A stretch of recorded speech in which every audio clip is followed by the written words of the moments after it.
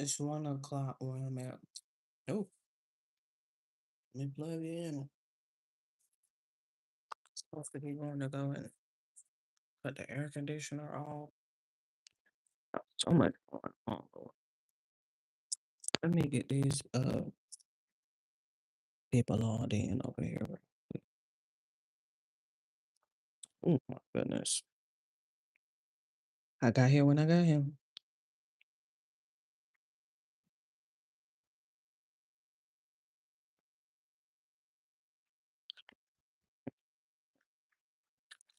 I got here when I got here.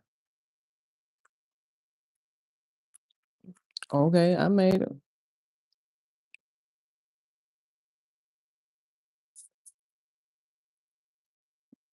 I'm so hungry, don't make no sense. Okay, let me edit this real quick. I totally forgot. Let me shut down. Mm-mm, mm-mm. I am gonna have to get it together. Indeed. All right, we're on 21.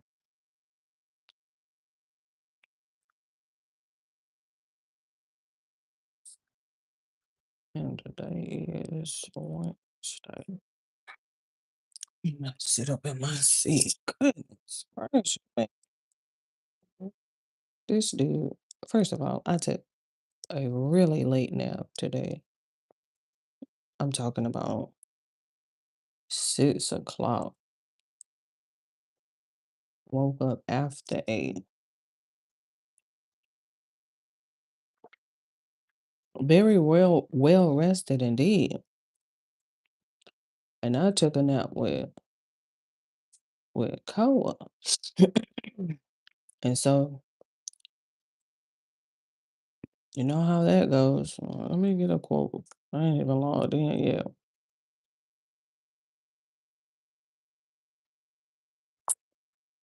Well, I didn't even. I took a shower, so I am a little ashy, and I'm hungry because it's 1 o'clock in the morning, and I'm usually sitting on the sofa watching a movie after I've already live streamed. And so, give me a second. I'm not in the chat. If you're in the chat, you're gonna have to give me a second. I'm trying to get there. I know. Oh, hey, you too. Thank you for the thumbs up. Who's tapped in and ain't hit the thumbs up? Must be new people. Did y'all vote? I can't say today because technically it was yesterday. Did y'all vote yesterday? I'm asking. Did you vote? Oh, who was this? In spite of having, oh, who is Asha? Banerjee? In spite of having voting rights, we are not allowed to lead normal lives due to social stigma. We want our rights before casting our votes. Hmm. Quote me, please, Asha. It might be Asia or Asha. One of the two. I like that. I like, oh, I gotta go all the way down here to put a name on it. Um, hello, Mr. Zeppert. It might be Zeppert. I can't confirm or deny that I know how to read. But who is that trying to get my attention out of my peripheral with that engagement? My peripheral work. Who is they trying to get my attention out of my peripheral?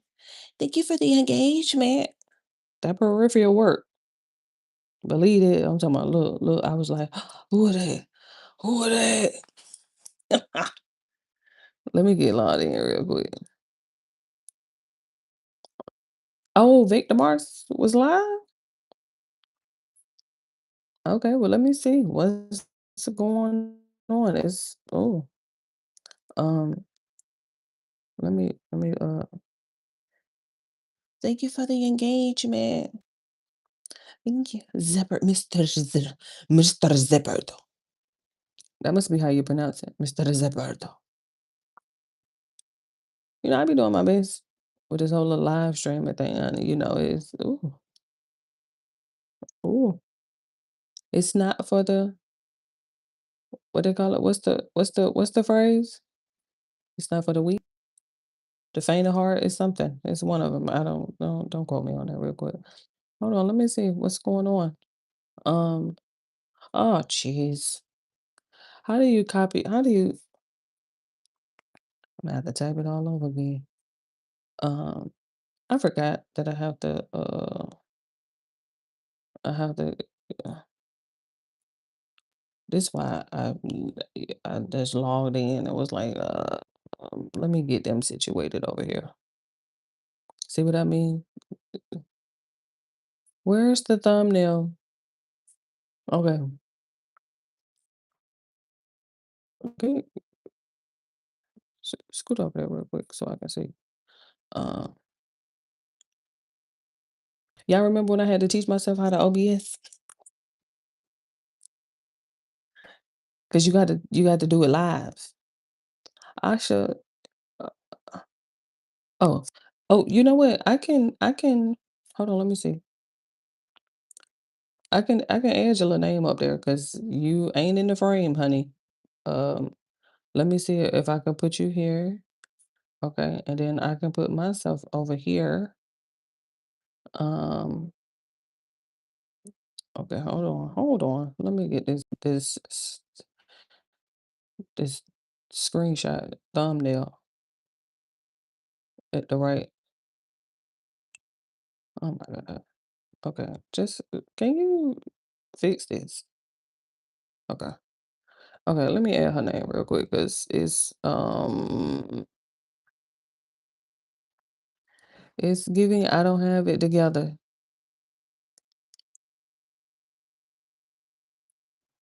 Are we in Finder? Are we in Preview? Where are you? Okay, ma'am.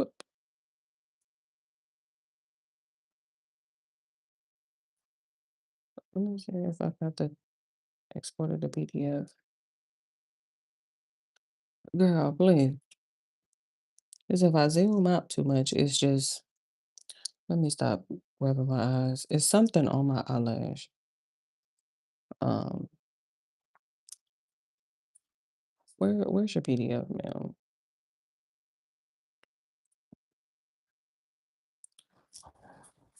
She said something about she was talking to Victor Mars.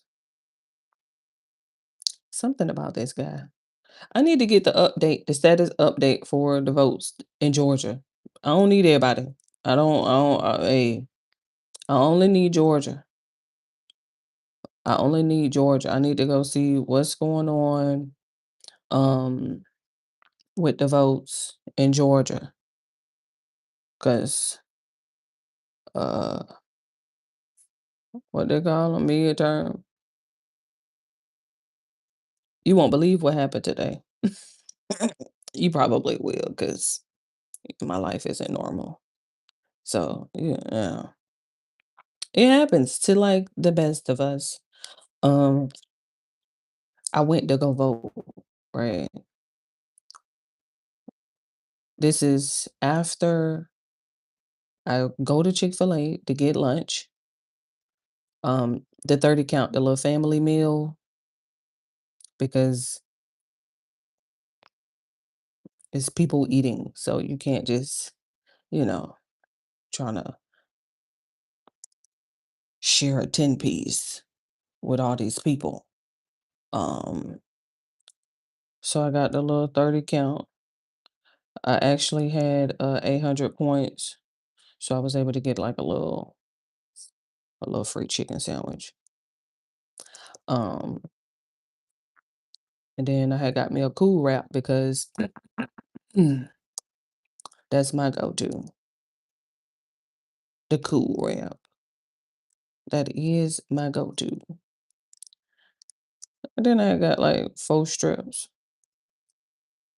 Um, 4 tenders, I mean, chicken strips, same thing, without putting me over budget. Child, I was paying through, PayPal because I forgot that, you can PayPal Chick-fil-A. Child, look, know your checkout methods. Know your checkout methods. Who could Domino's got Cash App, Venmo, Apple Pay, Google Pay, PayPal. Domino's said, we got 'em." And so, came back and I gave Cora a nap. Right. Okay, cool. Then I was like, okay, let me go slide up the street to go vote real quick just to see who on the ballot, like, you know, the little voting methods and stuff. Like what's going on over there. That's how you know I haven't voted in a really long time because I be forgetting. I had forgot that you can't just pop up anywhere where you want to vote. You gotta vote, at your designated area. Unless of course you go down there to the you know, over there on Memorial. So that's how you know I went to jail for lunch. Child. I still got a brownie left.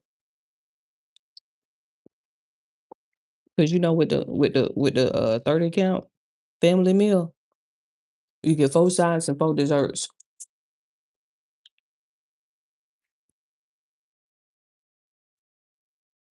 If you one that ain't never tried Chick-fil-A um macaroni or their brownie,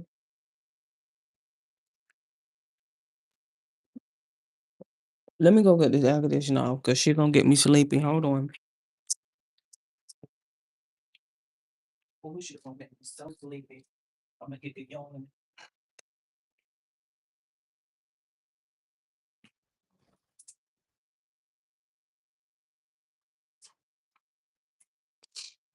And so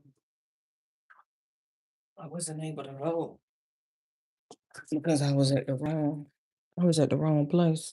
So I wasn't able to vote. Um, she had told me like where I was supposed to vote at, but tried to weigh my budget, that my how I had to budget my time during nap time while Cole was asleep. I was like, ooh, I ain't got time to be trying to swing over there nowhere else. I'm like, ooh, because I already had to go to Publix to fill up the water jugs. Child for these baby turtles, Lord God.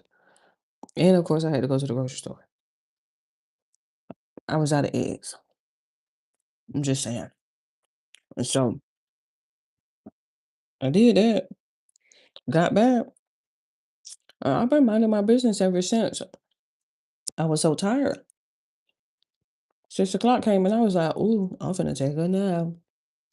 And that's exactly what I just did. It was cold back there playing the whole time.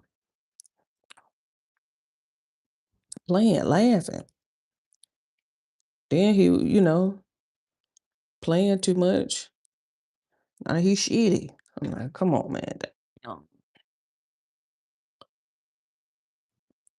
Let me see what's going on with Victor March.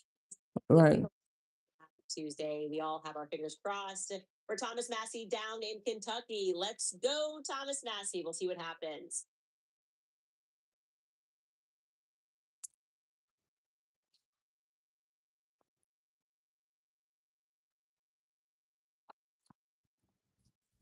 let me see if they got the results.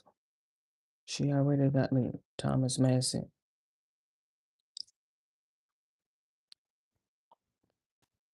He lost.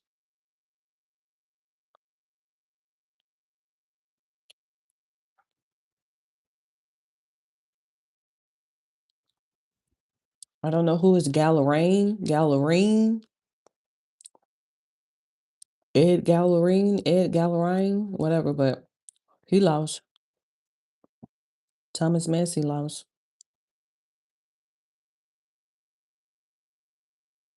Didn't I just tell y'all, didn't I just say, look, please, uh, uh,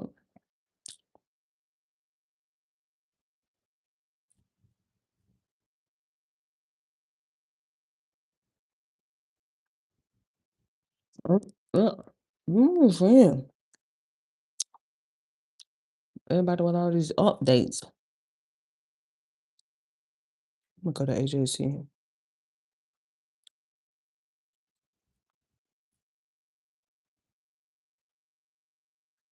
Coney County.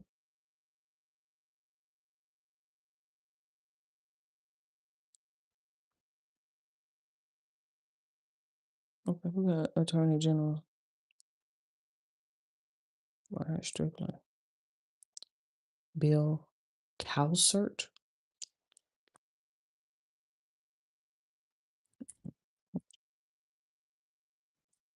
Uh-oh. Oh, Tanya Miller. It might be Tanya. Okay, Augusta, Board of Commissioner. Mm-hmm. So I'm trying to figure out who got that governor.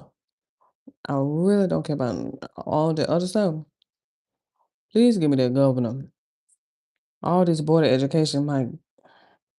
Let me get up out of here. Let me go to top races and see if you could just.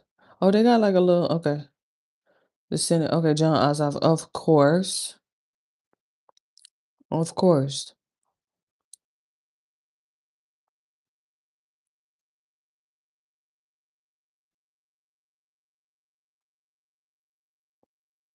Keisha Lance. Oh,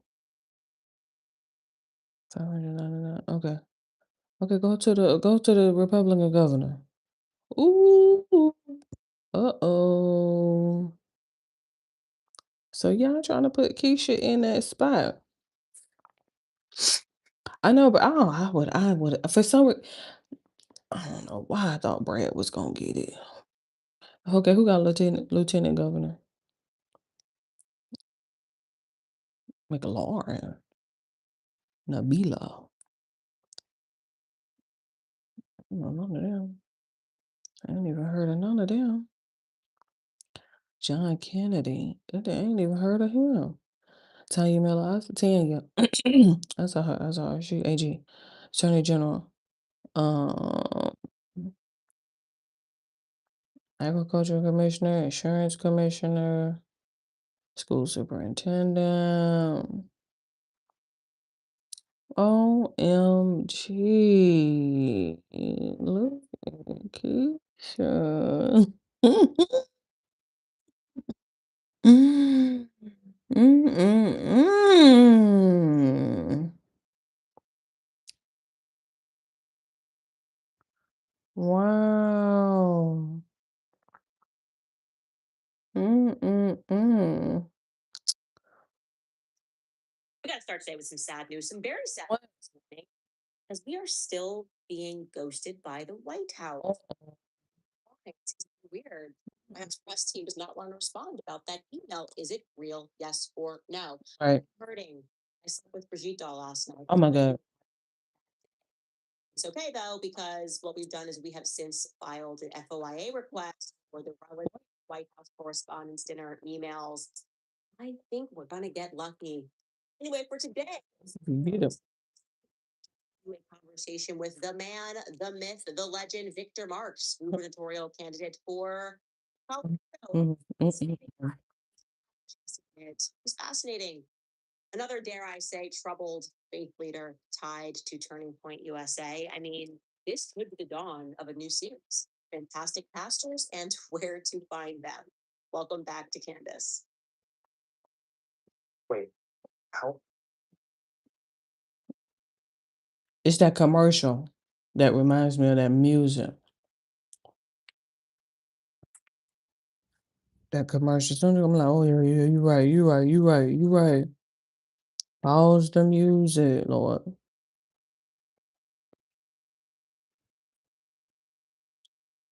Okay, so we're not exactly burying the lead. As I said, today we are going to be joined by Victor Marks, Colorado's gubernatorial candidate. I want to at first provide you with the refresher about who he is and why I am interested in him. Victor Marks is very much a part of the Turning Point faith orbit. He is apparently extraordinarily close to Erica Kirk, right? So much so that he was the first that we could find around passed away on September 10th. Social media, Instagram. It was an hour and a half before the president of the United States made the announcement, even though he has since deleted that Instagram post. We then know that when Erica came home after bringing back Charlie's body in a casket aboard Air Force Two, Victor Marks and his wife Eileen were among the small circle of people who were welcomed into America's home to comfort her, to take photos of the grieving widow. Eventually, those photos were shared on the internet. Now, I am also informed that he presented her with a bulletproof car, transportation. He alluded Mm, mm, mm, mm, mm. A bulletproof car. Mm. Remember what I said about those bulletproof cars? Always remember, as we live to learn from your mistakes. And so, if you spend all this money on a bulletproof car,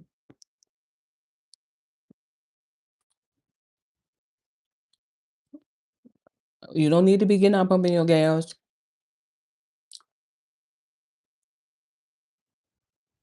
Your rider, passenger seat, a companion, whoever they're there, they need to get out. You can hold $20 out the window, and somebody will pull up and just, I mean, somebody will walk up and to pump it for you.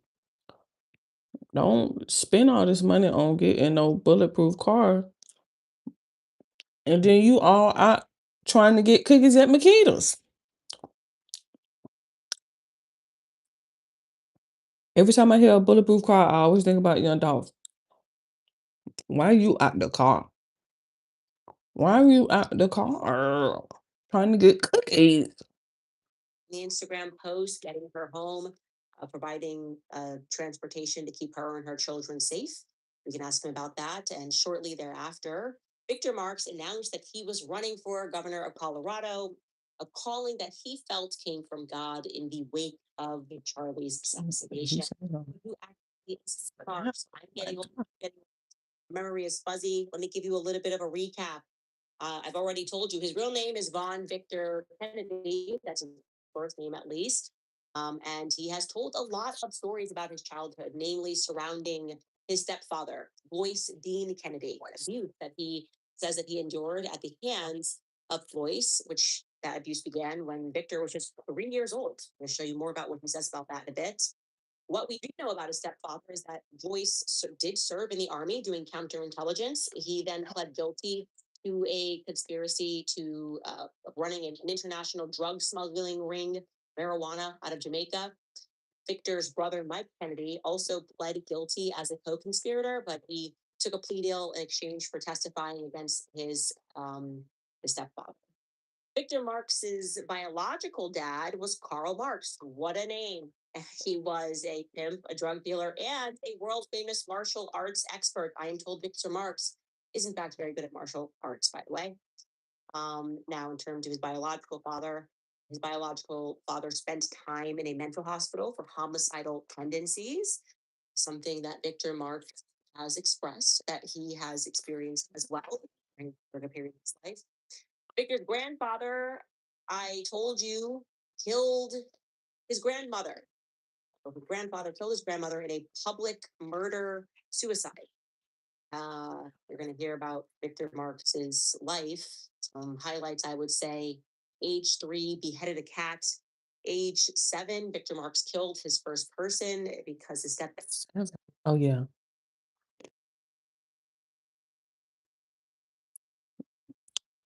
what they be saying about kids who be harming animals?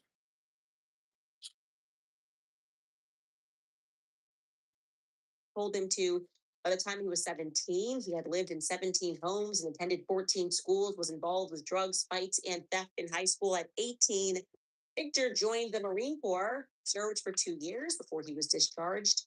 At 21, he says he found Jesus and he started attending Calvary Chapel Church. I wonder what age were you when you found Jesus?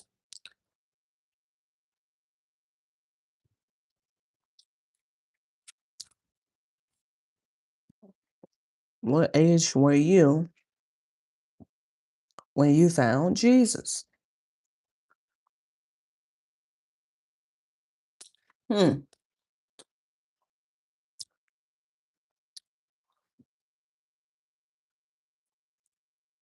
It was way before 21, I could tell you that much. I'm like, ooh, ooh, 21. Mm-mm. I mean, granted, you can find them at any age. I'm just saying, you can ensure and surely find him at any age.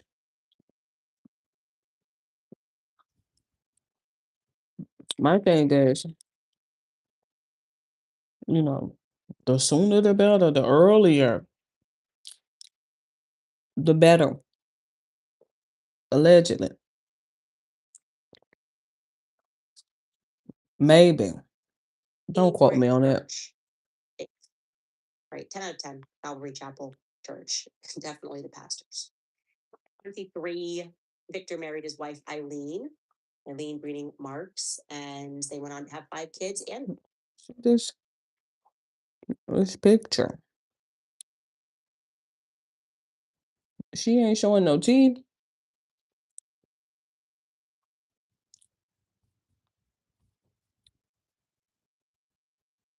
kids.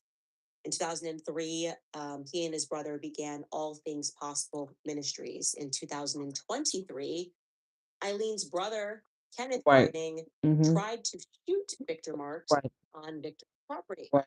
Fortunately, Victor survived that, but Eileen's brother would go on to kill his own girlfriend Mm. with this family, but it's a lot. Mm. Like I said, he announced his candidacy for governor of Colorado on October 1st. So that's the reason why his background is now being called into question. Mm. It's quite mysterious. And he began teasing that run at the memorial service for Charlie Kirk just 4 days after Charlie's death. So, by the way, you don't have to take these biographical items from me. You can also hear Victor Marks. He has not been shy about sharing his story. Take a listen to him tell about how he grew up. These viral Paleo Valley beef sticks are on sale. What the hell? I thought you was talking to him. Still tied to the bedpost. And then he brought an animal in, a dead cat, and he had a knife and he said, I want you to cut the head off this cat. And I'm terrified. He said, if you don't, I'll cut your head off. So, At 3? yeah, about 3.5. I used a knife, cut the cat's head off, and then he put the carcass on my head, blood dripped down on me. So that was the first really memory that I have of. Okay, see, it was already deceased. That's a big difference. That is a big difference. I'm just saying. I don't know what kind of upbringing this is. As my Uh-oh. father, he put one hand on my wrist. He put his finger over my trigger finger, and then he pushed, and I pulled, and Pushed and left it like pulled. a, and killed him. He pushed, he He still on pulled. it. He wrapped the pistol with a handkerchief. He said, "If you ever tell anybody what I've done," he said, "I know where this body is." He said, "I'll tell the police. It's your fingerprints on this pistol." And he says, they'll arrest you, they'll put you in prison. Or being at a board, again, wrapped to a chair and watching them dismember a corpse and been watching them burn it. I've dealt with thousands of demons now. You mean cremated? I don't just burn corpse. Don't you cremate them? Since easily. I've had demons speak to me through people. Had one. Demons.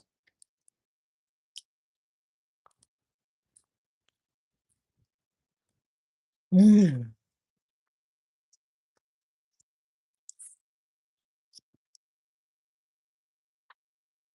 Let me let him finish because I think kill you. he's throwing me off. Like, shut up. You won't being judged right now. Oh, Stop using this man's voice. oh, Admissions. Like, would trauma care help over 45,000 women and children? Because of our access and our relationships with the special operating community and IDF, we took it some places no one could go. And they showed us things that Miles and the Palestinians would say it's just propaganda or lie. But again, yeah, I let him hold a grenade for his birthday. God trying to kill me. He comes out of the trailer. hold a grenade. And I remember her going, what?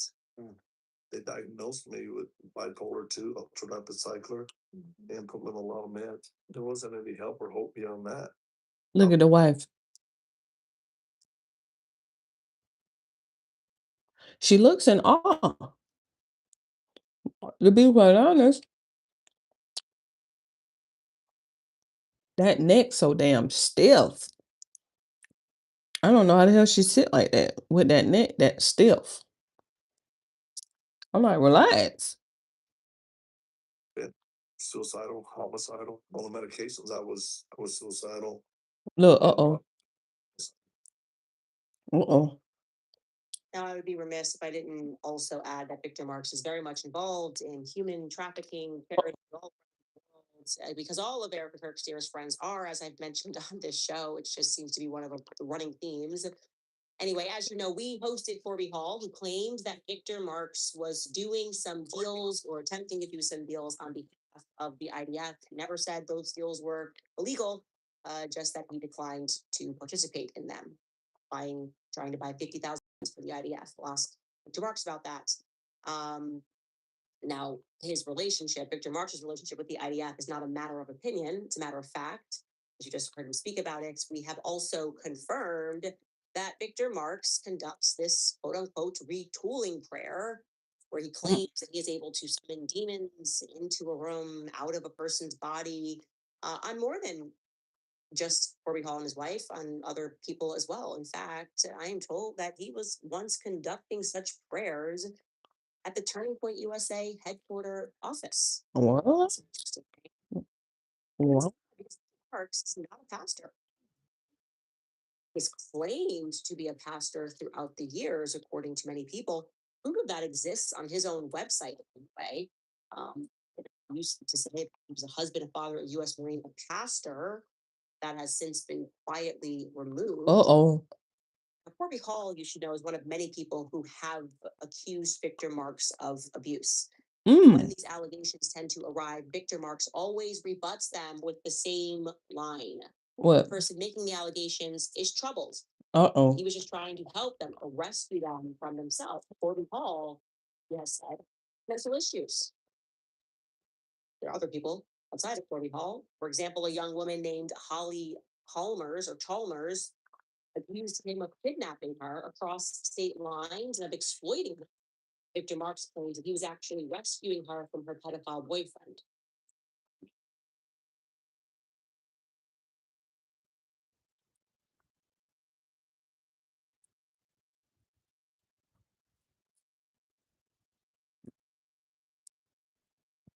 Is the line between rescue and kidnap that thin? I don't think so.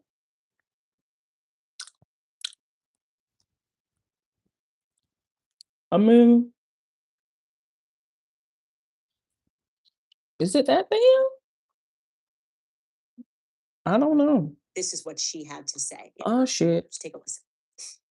What do you want our listeners to know about Ellen. Mr. Marks, the man that you believe that he is, and the experience that you had with him? I believe that he's a trafficker himself. That's interesting because that's a question we've been asking on this show. All of these trafficking charities, what are they involved in themselves? I don't know. Anyway, Victor Marks' own son wrote Oh. a letter to the court on a company that Victor was a part of, accusing his father of abusing both him and his sister. Oh. Victor Marks' daughter made multiple social media posts confirming that he was in fact an abusive father, despite not having wanted the information to be publicized in the first place. Here's a sample of what she wrote on social media. She wrote, on April 26th of this year, a letter was sent to my dad's board sharing detailed events revealing that I experienced abuse at the hands of my father for many years and that there needed to be accountability and financial restitution was being recommended. I had no idea about this letter, and I would even do a lie detector test to prove that. There was zero intention of the letter and the private matters to be made public. That was even stated in the letter. My parents did not handle this letter well and immediately requested the requests in the letter to be retracted or there would be quote unquote consequences. My dad's CEO reached out to me after my father's request for this to be retracted, offering me $55,000 as essentially be quiet money. Oh. I declined the offer and requested that we all do intense family therapy and intervention. This is perfect pair.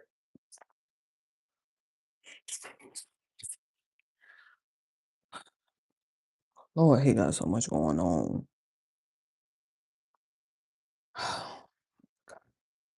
To be clear, she eventually is going to recant many of these allegations, but her friends privately emailed this show and asserted that no, she was telling the truth about her father and her upbringing, and that it was only due to financial pressure and control that Victor Marks apparently, allegedly, hold over her life in the wake of her divorce from her husband that she is singing a different tune publicly. I cannot confirm that. We're not speaking to his daughter today. We're speaking to Victor Marks. We can only confirm that abuse allegations tend to follow Victor Marks. And we have also been contacted, I should say, by family members of Victor Marks himself, who Oh. claim that his entire backstory, stuff he is saying about his stepfather, simply is not true. He was What? not forced to kill anybody, that there are no bodies in the backyards of their farms. What? That his stepfather, Royce, was indeed a crazy man, but he did not abuse those kids. Fortunately, like I said, we will be joined by Victor Marks himself when we get back from break. All right. Like, oh, 20 minutes on this damn intro. I guess she probably recorded this after the interview, which would make sense. Let me see how this is about to go down. Bring in Victor Marks. Victor Marks, welcome to the Candace Show. How are you doing? Thank you for joining me. I'm sorry I missed your message that came back to me on, I think it was April 22nd. I know we were pinging over Instagram, but I'm glad that you could join us today. I'd like to guide this conversation sort of in order, meaning starting a little bit with your background. I think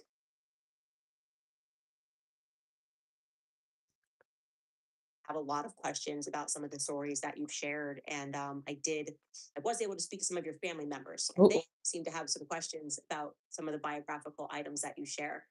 So just beginning with, I think sort of the inflection points, this story about beheading a cat, wearing its head at the age of 3. I mean, it's not an easy thing to behead a cat. It's gonna die of a lot of toddlers. Do you stand by that? Well, let's start with, I think, what's most relevant right now are the latest accusations by your last guest, Corby. Oh. Uh-oh. Uh-oh. Child, we ain't even got 2 minutes into the interview, and he was like, hell no. We need to start with Corby. Damn. Which is, I think, what brought us together, this whole issue. In what we're going to discuss and that's Oh. given you Oh. freely, to Ooh. talk about some things. Are you willing to admit when you're wrong or you've been misguided? So Victor, just so you know, you're on my show. I'm not on yours. So I'm going to guide the conversation. I said I'm happy to speak about Corby. There are broader concerns. Actually, the way that my highest interest in you is obviously as it relates to Charlie Kirk and your involvement with Turning Point USA. Mm. Yeah, And- so and you're we can right. speak about Corby, but you're this isn't your stage. So respectfully, I do want to. You are running for governor, so I think your biography is important. Uh, Obviously, the Corby Hall stuff is important, and if something is wrong, we're happy to correct it. We did invite you to come on the show with Corby, which we asked you to do because that made the most sense. Because you guys could rebut each other face to face. You declined to do that. So Corby had the stage for himself, and I could not offer a rebuttal because I wasn't there for the conversations. So the answer is yes, but I want to start with your biographical items. Do you stand by that story, Well- reflection point? Candace, we have to start with what brought me here, which is Corby. And I clearly communicated to you and your staff. So that's a no. The cat story is a no. Do not have him on, do your research because he's unstable. And the very person that platformed him for you, Corey, has filled out a statement both with local authorities and FBI that he is homicidal. And he told her and her husband that he had plans to kill me. And she felt responsible for it being killed. And your name was brought up as he's aggravated. Something about he didn't get what he wanted out of your show. But I need you to at least acknowledge, did Corey contact y'all, not Corby, but did Corey contact y'all with the concerns of not platforming Corby again? Well, you brought up a homicidal. That's actually something that you said in the clip that we just showed that you yourself have had homicidal thoughts. Do you still have homicidal thoughts? Ooh, Imagine turning this sink. this thing getting spicy, ain't it? They ain't answering. No, neither one of them are answering each other questions. Uh-oh. Long time ago, I'm thankful I didn't. But currently, this gentleman is being sought by the FBI, Uh-oh. County Sheriff Department, who admitted to Corey, the individual who platformed him on your show, that he was struggling with homicidal thoughts, and he gave detailed plans on how he was going to lay in wait to kill me. It's not what's Familiar. on the show. So like I said, we can't rebut on that. We received only a message from Corey that she got a phone call from the FBI and that they were investigating you for gun running from you. I Ooh. don't know Ooh. biographical items though. Like I don't want to get to Well- background investigations. I was not contacted by the FBI. I can't verify it. And as I said, we can discuss Corby's allegations. But I would like to begin with just the cat. Stand by that story. Did your team view social media as y'all are quasi investigative team? Quasi. Did you see Corey It's disrespectful. about what happened and how this is very serious? They cannot locate this individual you platformed, Corby Hall, and both his wife. Victor, it's time to rebut you here and say that I don't necessarily trust what you are saying, given the fact that you don't want to answer just basic biological questions. And after having spoken with your family members who say that it's largely made up, I have no reason to believe anything that you're saying right now. I'd like to just kind of focus. We can talk about Corby. I have nothing to do with any pending investigations. I have not been contacted by law enforcement, so I'm not simply withdrawing that information. You seem to be a little afraid of truth. And what I once thought was a solid show years ago, you've turned this into a TMZ, and worse than TMZ, it's like a Timu version of it. I'm asking you, Ooh. did your staff not see the statement that Corey Kennedy posted online? We're talking about a homicidal individual who has threatened to kill me, and your name was.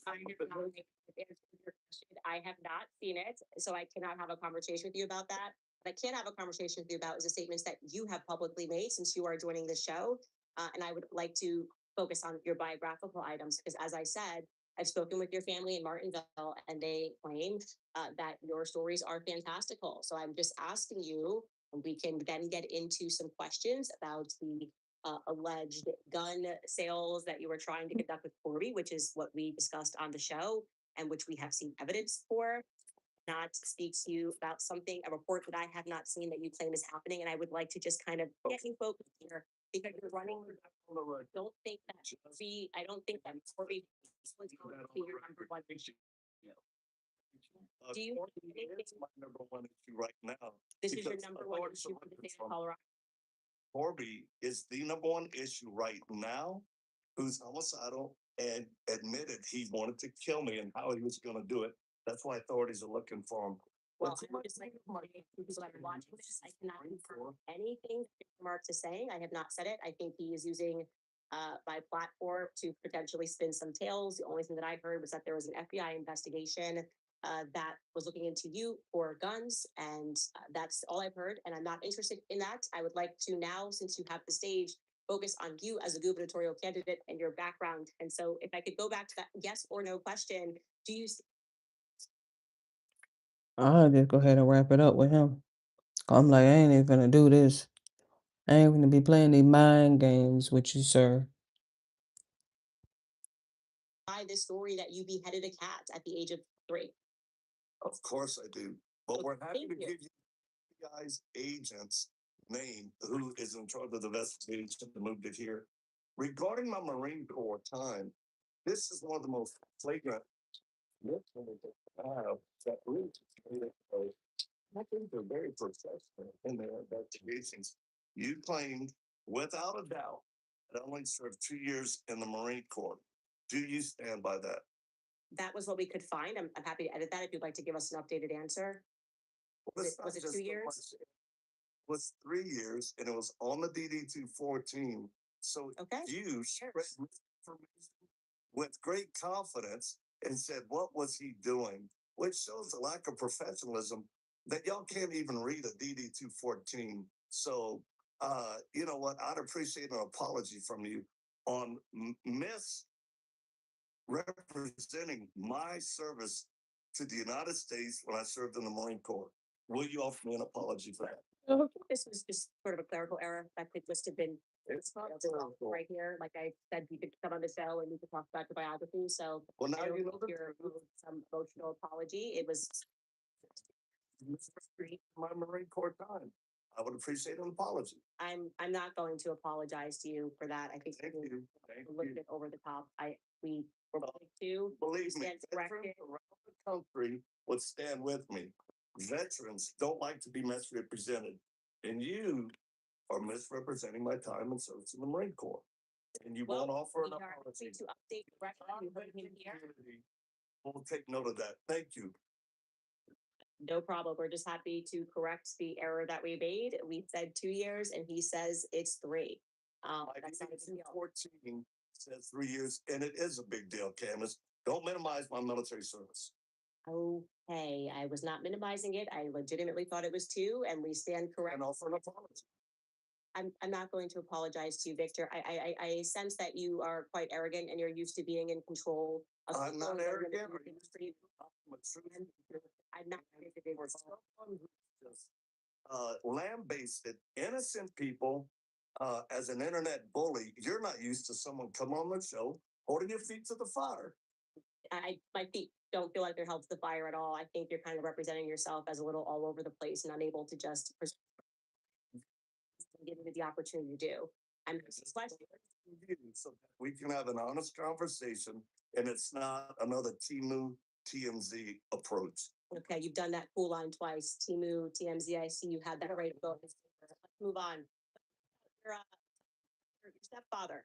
You also claimed that you killed a man at the age of 7 because he instructed you to do that and buried him in the backyard. Your family disputes that neighborhood. They also noted that there are no news stories that would even back up that a man was missing. It's quite a rural community, Martinville, Mississippi. If someone went missing, that might have been noticed.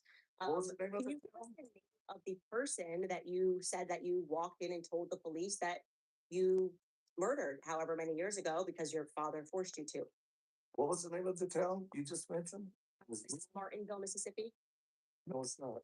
Uh-oh. Where did you didn't grow up in Martinville, Mississippi? No, I did not. Where did Mm-mm. you grow up? I think you could at least find that out from reading my book or watching a documentary. Would you like This- to are you familiar with Mississippi at all? Of course I am. Okay, am I getting the name of the town wrong? Do you want to just tell us as opposed to trying to do a dunking on where in Mississippi did you grow up? Ma'am, you're accused that I'm not telling the truth on things. No, I'm And just saying that you- you said you murdered a man, so tell us the town that was in, that'd be helpful.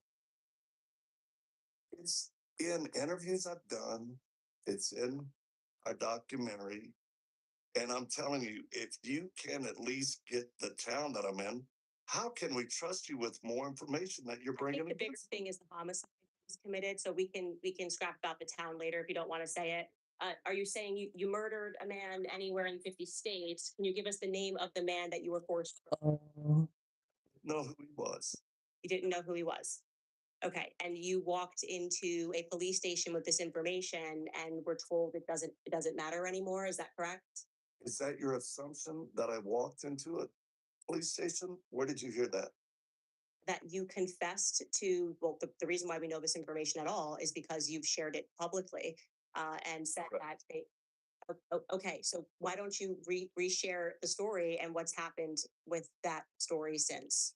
Why don't you present it accurately? And giving you the platform is not so that you can quiz me on your background, but rather so that you could just answer the questions and share the story in its correct context with the right city. So you don't have to worry about misinformation because you have a platform right now. Go ahead.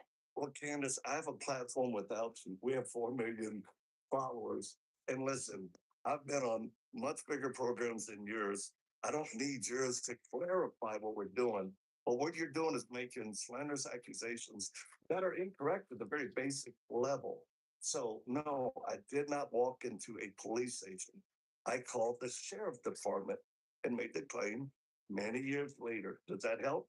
I'm doing your It really does help for people to just answer something and doing a quick fix there. Does not everything has to take 5 minutes. Mm. The sheriff's. mm.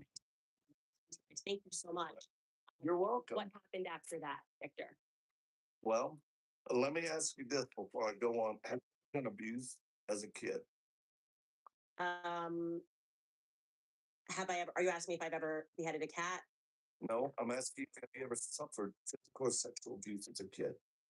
I would say that it would be a little bit more extreme if you say that you murdered someone. Like that's extreme abuse versus people. Correct. But that's not what I asked you. I asked you personally, have you ever been physically or sexually abused as a kid? I have not been. I have no. I have not suffered sexual abuse. I am happy you have not. Now, what we're entering into now, we must be very careful because what and who I represent are millions of both kids and adults who suffered abuse. And in no way do I want to make minimum of this or make it some type of ratings for you. I've shared my story as an adult regarding my childhood and the abuse that I suffered from 3 to 7 years. Yes, what I'm telling you is that your family members dispute it. So it's not about a TV moment. It's about me having spoken to your family members who say that this never happened. So that is of interest, obviously, because Well, you not are not really you want to be the because governor of Colorado. Just figuring out whether or not you tell fantastical stories or whether or not you're able to tell the truth is kind of important for voters. I would say Used to. waffles, because the yeah, trying to make it emotional and say, Unbutton that jacket. so I don't know that there are many people who can say that I had to kill someone or behead a cat when I was 7 years old and bury the body in the backyard. That feels like an extreme example. Lots of abuse takes place, sexual abuse takes place. I've heard many of these stories. I would like to. This is actually very important. If this is an unsolved crime, you don't know what this and that is. Oh, I'd like you to just tell a little bit more about what the sheriff said to you when you told and said that you buried well, him in the backyard. you're claiming my family members oh, from Martinville, Louisiana. I mean, this never happened. Mississippi. Never once has my family refuted any of this. As a matter of fact, my sister was on my documentary film, The Victor Martin Story, which folks can watch, documentary on YouTube, and she actually completely solidifies the abuse because she went through it. So did other family members. So I'm not sure who you're talking to. You were Validate. Ooh, I am not. ooh. I'm Which talking sister about are you referring to? Debbie, my older I didn't sister. speak, I did not speak with Debbie. So Charmaine, if you spoke with Charmaine, she is my half sister, who is the daughter of the abuser, Lois Oh, Kennedy. oh. I tried to protect her Mm-mm. because she has children. I've tried to protect the family that still carries Kennedy's name out of just Respect. caring for people.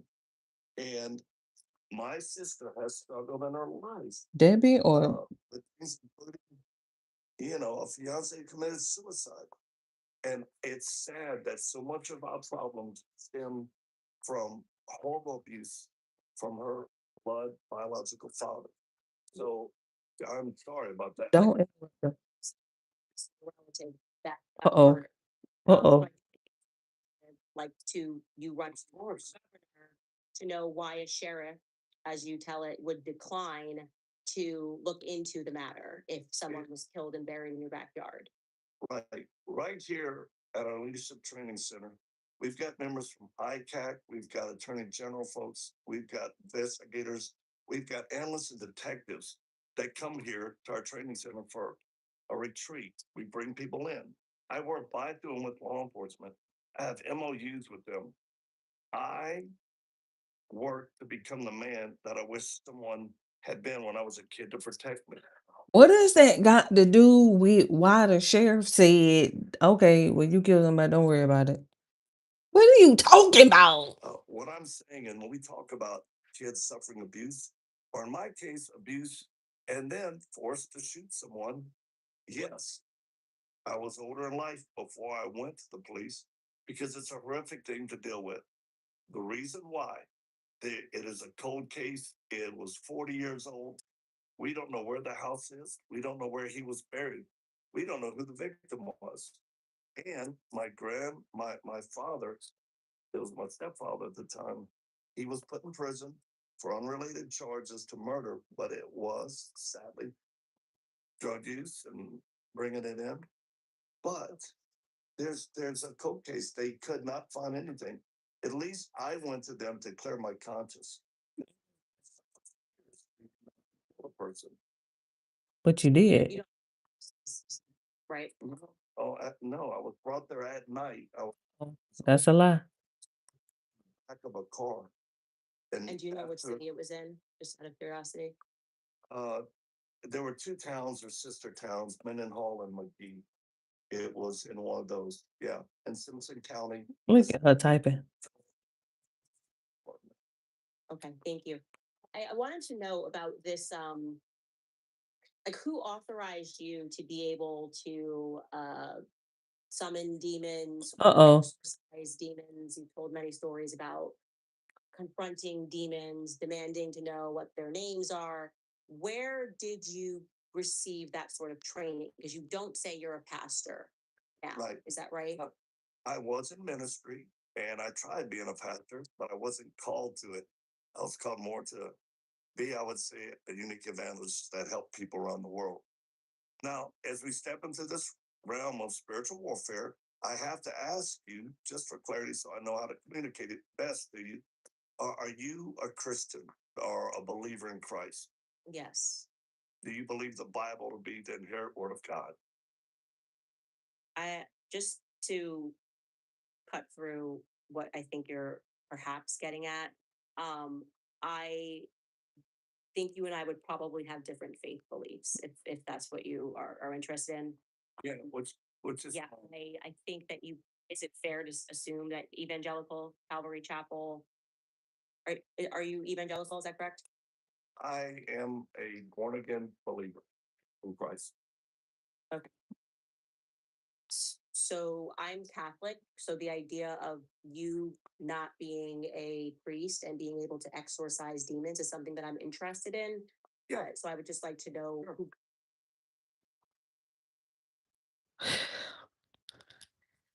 He did relax a little bit, but still. Shit. Jesus Christ. I need one of them. I need one of these. Imma just see how much it costs. Don't worry about it. Don't worry about it. Mm-mm, mm-mm. Don't even worry about it. Now you're doing too much. Did you that authority? When did you start doing that? Yeah, well, you believe in good and evil, right? Mhm. And do you believe that demons actually exist? Of course. And for us, and what I've studied in the Word and over the years, is demons' main focus is to attack a human's mind through lies. The Bible says that Satan is the father of lies. And that's what often compels and then drives people to do things they probably would never do otherwise. Mm. I was very interested in this as a new believer in the Marine Corps to find out why are people so evil? Why did some things happen to me as a kid? The only way I got a solid worldview is to understand good and evil exist. And that is why Christ came to earth. And then that through his word and what he said in his death on the cross, we could be born again, we could be set free from our old nature. Not we're made perfect before God, but we still have to live our life out, and it's not in perfection. But he gave us all authority. He said, I give you authority to trample serpents, to cast out demons. And I actually believe it. So what really put me in that place was I think my introduction to helping kids who are in youth prisons who struggled tremendously.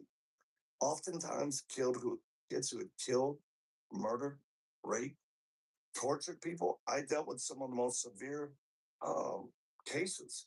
And why God put me there, I don't know. He just gave me a love for them to bring them hope. And it was there that many of them asked for prayer. And when I prayed for them, they would often manifest demonic influence or oppression. And the Lord taught me how to pray with authority. I go into detail about it. There's a film that we made that clearly communicates what we believe our position is in Christ, our authority is in Christ, and how to set people free. And probably the difference between me and maybe others that have done stuff is there. We don't charge people to set them free. We do this out of love. There's no financial benefit for it, especially kids who are incarcerated. But I have over 6,000 letters here in our headquarters of kids that we've written, we've corresponded back and forth that really were helping them. Believe in the power of Christ and the Word of God. And I appreciate the Catholic Church, their hierarchy, who can and can't pray for and do exorcisms. Um, I didn't have access to that. And I started dealing with a lot of people, and I have over the years. You bring up Corey and his wife, Melody, if you talk to her, she says me praying for her, which didn't take long. We're talking 10, 15 minutes is the average time of prayer. It's not dramatic. Nobody's hurt. It's there's not manifestation. It's just using the power of Christ praying for someone, and we love and care for them because that's what But you Christ. do say that you can command the demons, and that you can speak to the demons and ask the demons what their names are and things. Absolutely, You believe you can do that? I believe I can do what Christ did and said we would do also. He was the one that spoke directly to demons, told them where to go. He's the one that asked them their Yeah, names. he's Christ. Yeah. Yeah, and he said my followers would be able to even do more than me.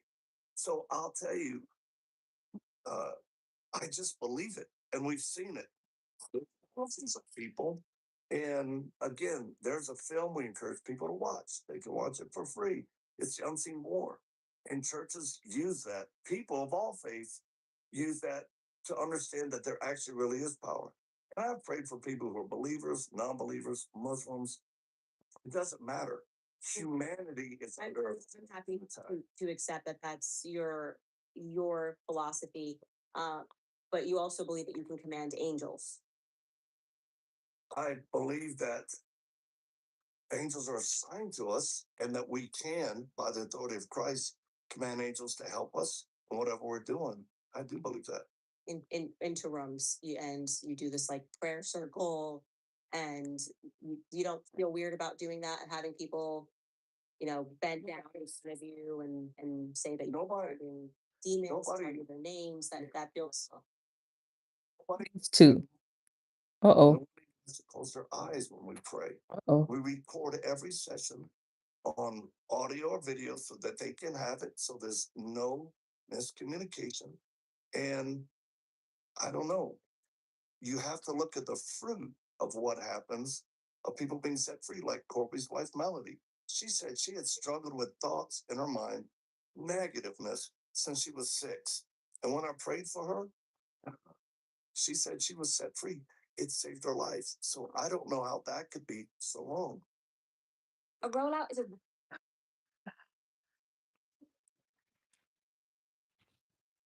Oh, he be rambling, Lord.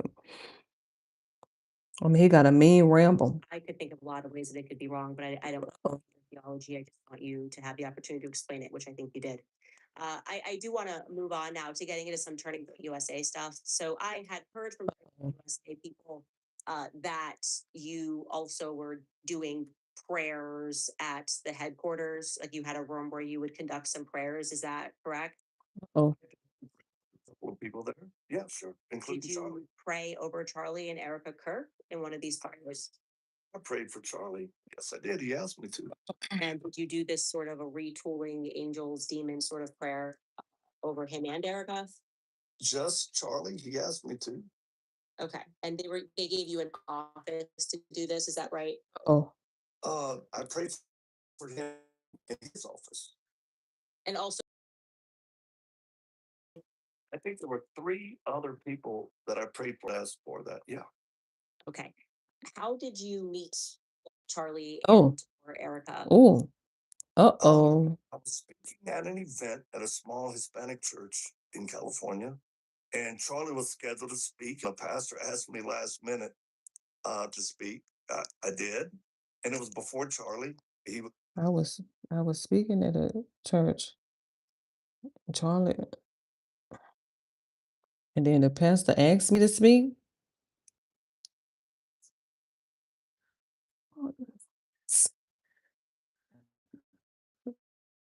Hold on, just give me a second. Let me. about Charlie, but never met him. And after I spoke to speak, I did, and it was This to do this, is that right? I prayed. Trying to figure out what he was saying because he was like, "Well, I'm gonna wait for her to pivot." Did you meet Charlie and or Erica? I was speaking at an event at I a was speaking at an event, Hispanic church, small Hispanic church, and California. Charlie was the pastor asked me Okay, I'm speaking at an event. Charlie is up next. last minute to speak. And then the pastor asks you at the last minute to speak. And it was before Charlie. He was a little aggravated that there was another speaker before him because it was a Sunday morning. And I knew about Charlie, but never met him. And after I spoke, he spoke. And then we met back in a little makeshift green room. And he says, I've never heard of you, but I'm absolutely encouraged to hear your testimony and what God's done in your life. And he wanted me to have his number and stay connected. So we did. That's how Okay. it started. And was that when he was already married to Erica, or was that a little bit before? Yes, he was already married to Erica. Did you meet them both at the same time or met her a bit later? No, she was there. Okay, somebody at Turning Point also conveyed to me, and again, this could be inaccurate, which is why I'm asking you that there was this falling out period that you and Charlie did have a little bit of a falling out. Is No, that they never? That's a lie.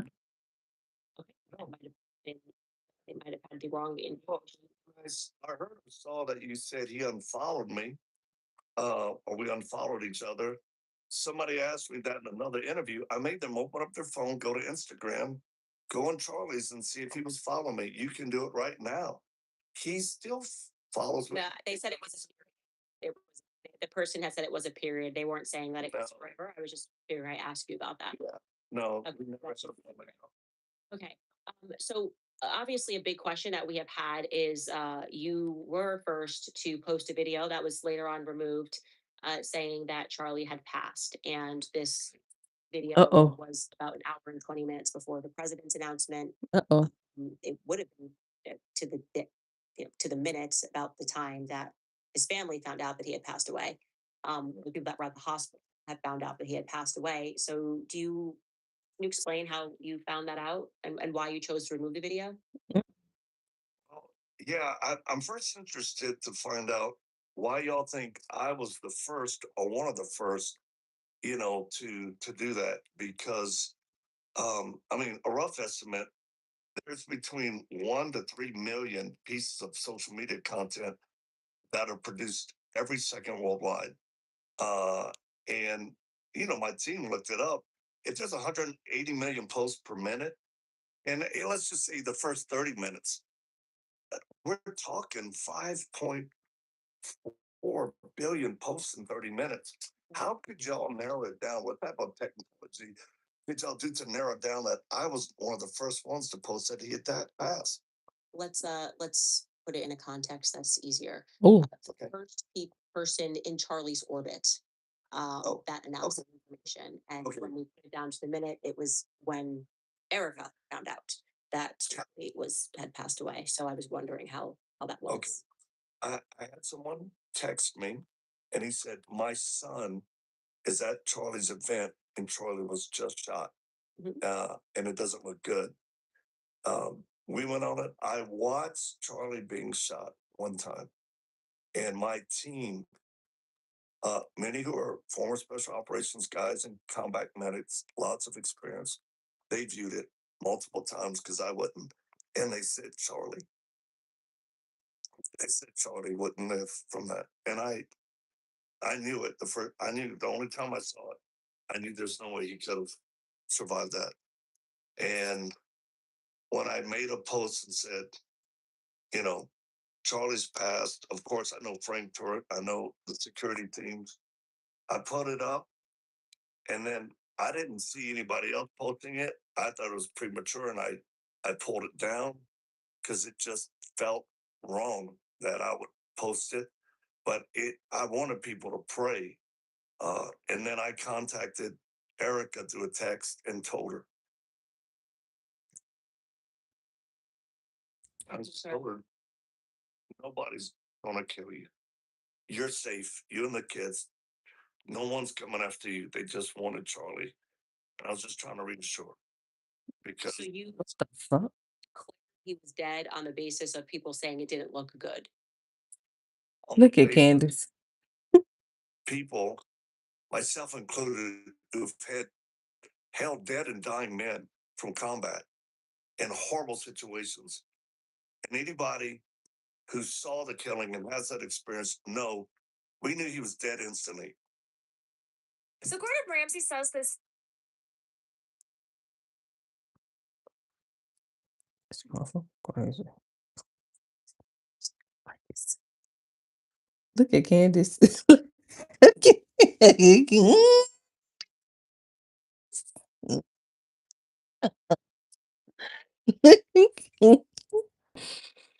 Look at it. Look, yeah, yeah, right. Ah! I think that's quite audacious for someone to, because you did make a post initially saying he had been shot, pray for him, and then you did a follow up and then said, Charlie has passed on and said pray for Erica. So it just seems like there was some information in the corridor there that led you to that conclusion. Bingo. And also in terms of the people who did post early on, I believe Kibbs, Amir Safari. I think I'm saying his last name probably correctly. That's correct. Definitely all a part of that same sort of turning point faith orbit of pastors. And Jack Hibbs took down a video saying that actually there was an Israel channel that reported it first and had the information before anybody else. I'm not aware of that. Yeah, so I was wondering if you were all perhaps sharing information, but you're saying No. you just did that by yourself, no information. The first post I made was for prayer. And I knew, I just my gut level from watching it, he's not gonna make it. And then, but we believe in prayer. And if nothing else, it's gonna be for those who are with him, those who secondary trauma effects of you're supposed to be guarding someone and he's killed. Next, Eric and the kids, the first one we went to. That's why I texted and said, "You're safe. Mhm. They're not going to come for you." Because how terrifying. Who is they? Who is they not gonna come for you? Who is he talking about they? You know, someone just murdered, assassinated your husband. And when I posted the second time, that it had been a little time, and I just kind of spoke from my heart regarding it. Who is But that? but what I don't understand is why the inquisition on that from you? Well, What, because we what's just your wanted to point? know where the information came from. Obviously, if we're going to everything that happened that day, we're going to look at Yeah, who was the first to announce that Charlie died, and you were very early, and you removed it also. So it was an interesting item that people obviously have questions about. yeah. Okay. And then you were among the first to post, obviously you and your wife, actually, maybe it was actually just you in the first 2 days that went to Erica and Charlie's place to provide her some comfort. So you were quite close to Erica. We brought our team immediately to help give relief for the first security team, who I knew when I was in contact with, Mm. and they were suffering trauma and exhaustion. They didn't have a secondary. So yeah, we went there. Of course, my bride was with me. Her and Erica are very, very close, and we were just standing by to bring comfort or help. The number one need they had, and we felt like it, and we were asked to do this, to provide security, to give relief. So that's what we did. Okay. And just out of curiosity, how did Eileen and Erica get so close? Um, there's a lot of women that, reach out to my bride for mentorship, and Eileen's like I don't know, perhaps a second mom to Erica. We've been close to them, and they still are. They were texting this week, and reaches out, and we respond or we reach out and encourage her. So yeah, they're very close. Just sort of became close over the years. Yes. Okay, great. That just asking you questions. That's not Yeah. right. No, Like, no. just really trying to understand what the relationship is here because there are a lot of themes that keep popping up, and one of the things is your involvement in trafficking and charities. A lot of there seems to be like a running theme of a lot of people that are in that orbit. And I wasn't quite clear as to how you were the military. Maybe you could stand in Iraq, in Haiti, in I mean, where else actually could I ask you that? Did you ever go into Eastern Europe? I feel like there's always a Eastern Europe bend too. Yeah. No, not physically. We do physical operations there. But how we got involved into it, my time in the Marine Corps was I served under President Reagan. My wife and I started a ministry, All Things Possible, many, many years ago, a couple of decades before that. I worked for Dr. James Dobson as an assistant. Um, and we initially got into this aspect or space of ministry to help kids who were abused and suffered, many who were incarcerated, with a pathway they follow uh, because of time and mental health issues. We were invited. First, I was invited to go to Burma by Dave Eubank, who I consider kind of the godfather of high risk missions work. And he raises children in Burma, Thailand. They did missions for they still do for decades. But it was me going there, experiencing what we did, seeing things at a whole different level. Um, and then I got invited to go to Iraq when ISIS invaded. And the purpose was, and we had an invitation by the Kurdistan government, we had access placement and an official invitation to go in to help those who had been held captive by ISIS. I brought in partial psychology team, security team. He is blowing me with this rambling. It's like it just goes and then it goes and then it just goes. And you're like,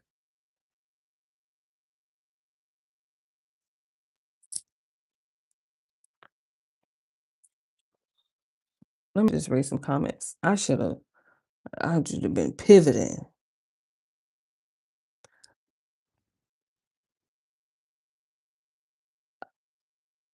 You guys, look. Oh my God. Can you believe it? She did win.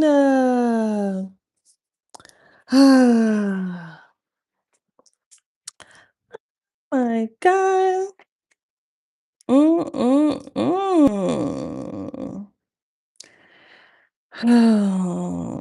Let me read these comments, Lord. Letting him run his mouth is the smartest move. When he gets called out, he immediately asks a question as a response.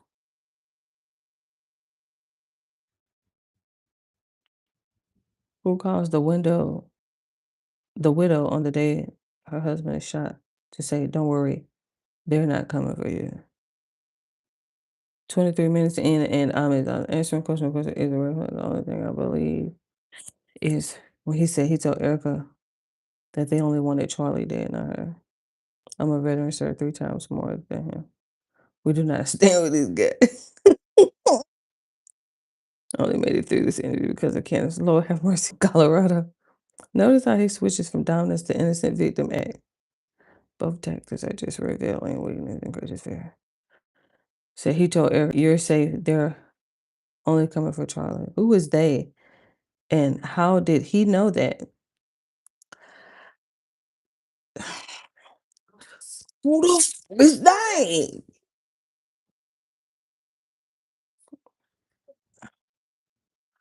I just can't. Like, I'm trying so hard. He just rambling.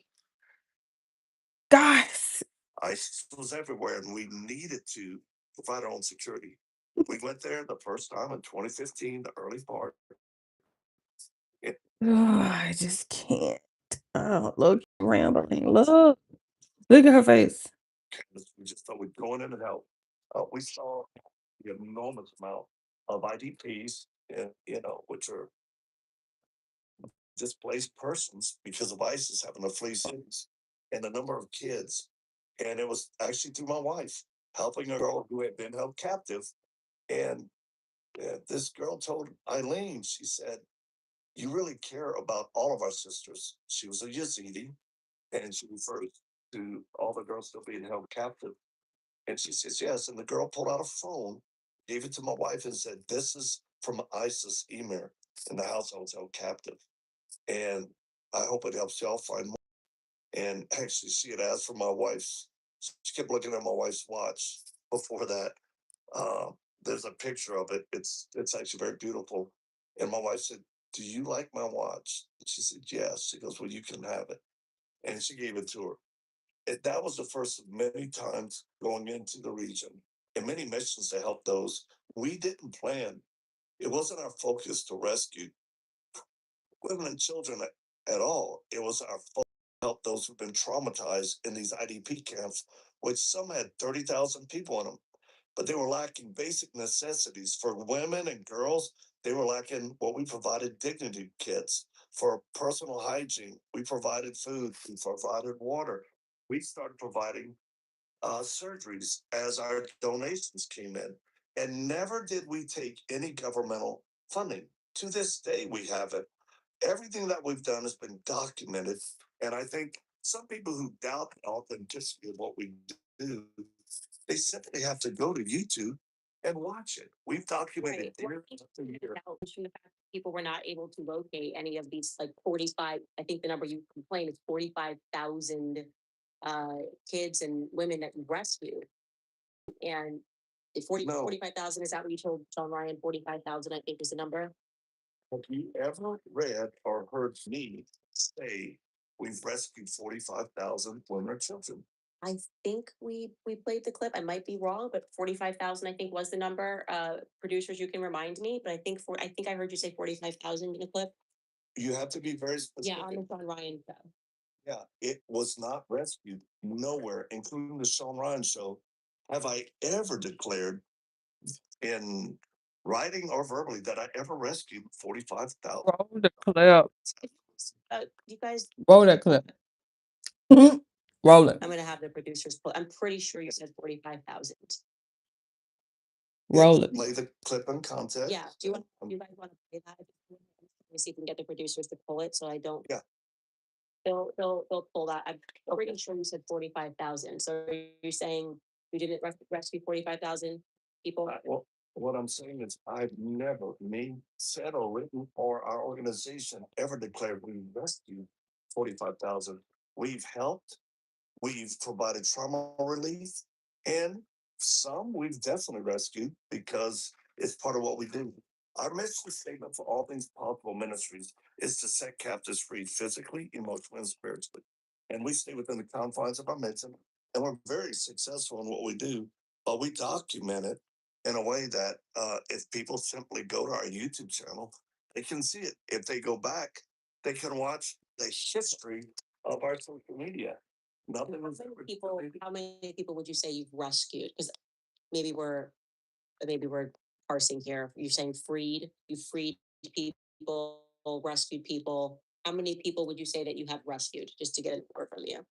Well, we would never declare the total number of people we've rescued for both security and safety reasons, but we're happy to say that many have been set free and rescued in multiple places from ISIS is where we got the most, I think people recognize our rescue work. My wife and I, the last mission we were on, we rescued was a rescue of a mom who had been held captive 9 years.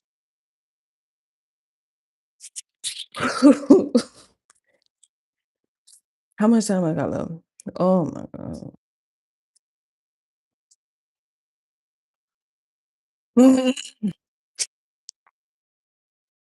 I just need a break. I just need a break. I swear I'm about to lose it. Ooh, I'm about to lose the Lord. I can't deal with him. Oh, let me go back. Go to the backpack search illegal. Ooh, I did read about that. I did read about that this morning. It was yesterday, maybe like last night. Um, the book bag search.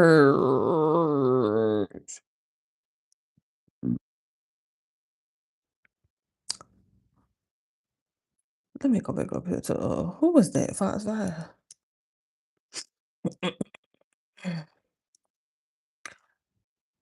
Oh my god. When I tell you, he was making my skin crawl. If you're tired of Oh shit, I can't even watch damn Fox 5, Lord.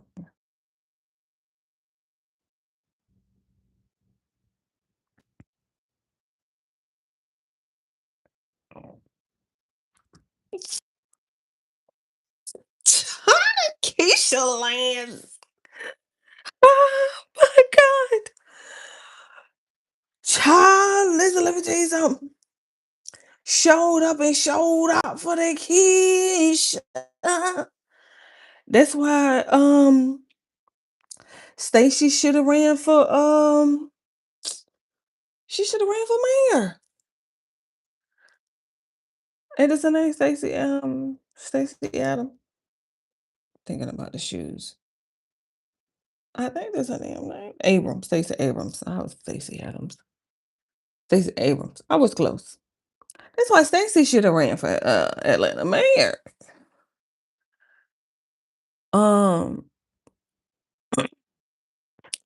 okay, yeah. I see you, girl. She didn't run. Cause you know the article that I was reading, it was saying there may be a runoff depending on, what the numbers looking like and stuff like that. But she won by a landslide. Okay. Child, we didn't fought around and flip Georgia. We just made history over here in Georgia. We just flipped Georgia. Stop playing with them. I am here for it. Oh, I don't feel like watching the rest of him. He is irritating me so bad. Oh my God. He is irritating me so bad. Like I'm in my skin crawling. Like, ooh. Had 2 children inside of captivity. his not his voice. His voice. I can't even I can't even stand to hear his voice is so irritating. Like, oh my goodness. I need a break. I need a break. Let me go back over to Cuff Boys because he was talking about Luigi Mangione. Let me see what he had. Go back, go back, go back, go back, go back. We've been betrayed. Oh, look at Dan Bongino. Dan Bongino.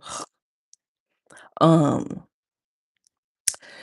we showed up for Keisha Lynn's bottom. She's governor of Georgia. We didn't flip Georgia. Ooh, we done made history. I don't know what happened.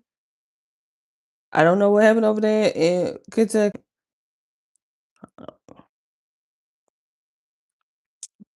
I ain't none of my business. That ain't none of my business. I ain't even over there. Come on with the huge update. To start a pod, I ain't even over there.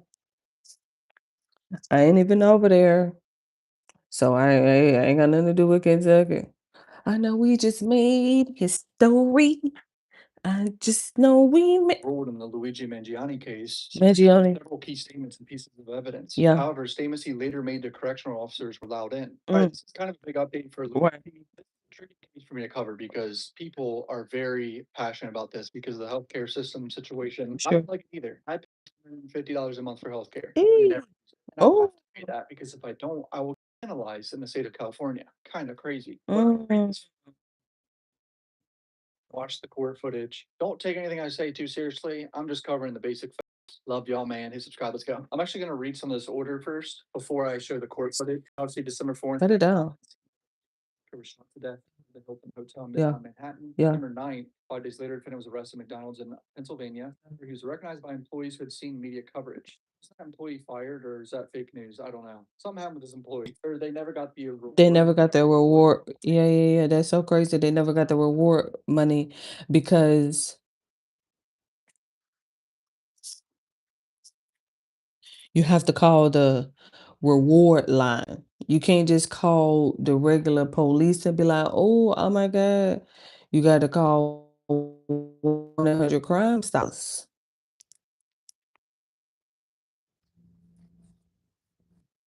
From the defense backpack, as well as, among other things, a loaded magazine, a silent. I'm just saying. Defense moved to suppress evidence recovered as well as statements made to law enforcement officers during and after his arrest. Right. Police officers that approached him at the McDonald's were Joseph Detweiler and Uh-oh. Tyler Fry. Detweiler.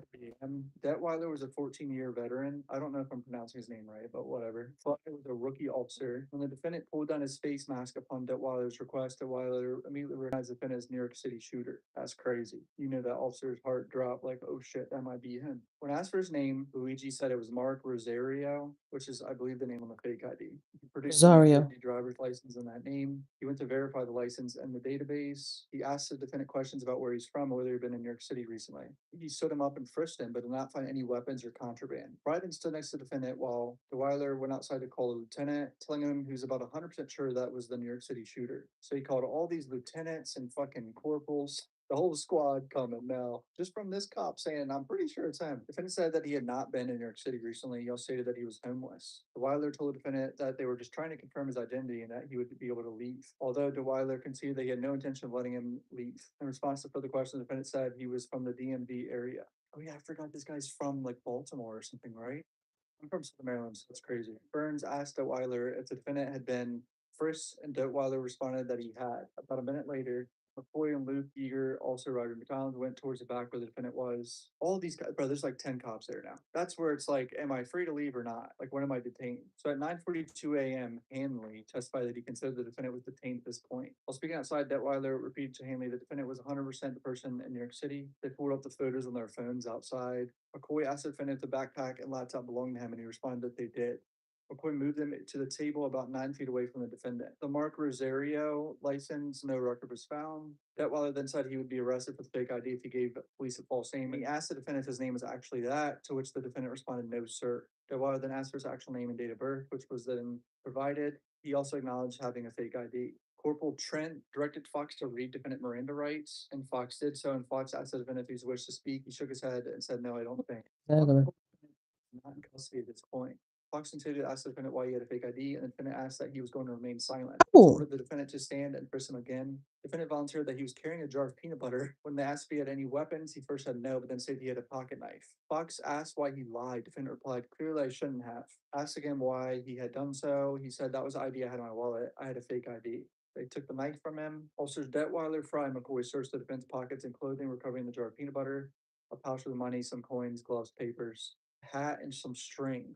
String? As Fox approached the table where the backpack was, he asked the defendant if there was anything in the bag that he needed to know about. The defendant responded that he was just going to remain silent. Mm. Officer and Fox proceeded to search the defendant's backpack. As they did so, the employees, customers continued to walk through the back area to access a closet or bathroom.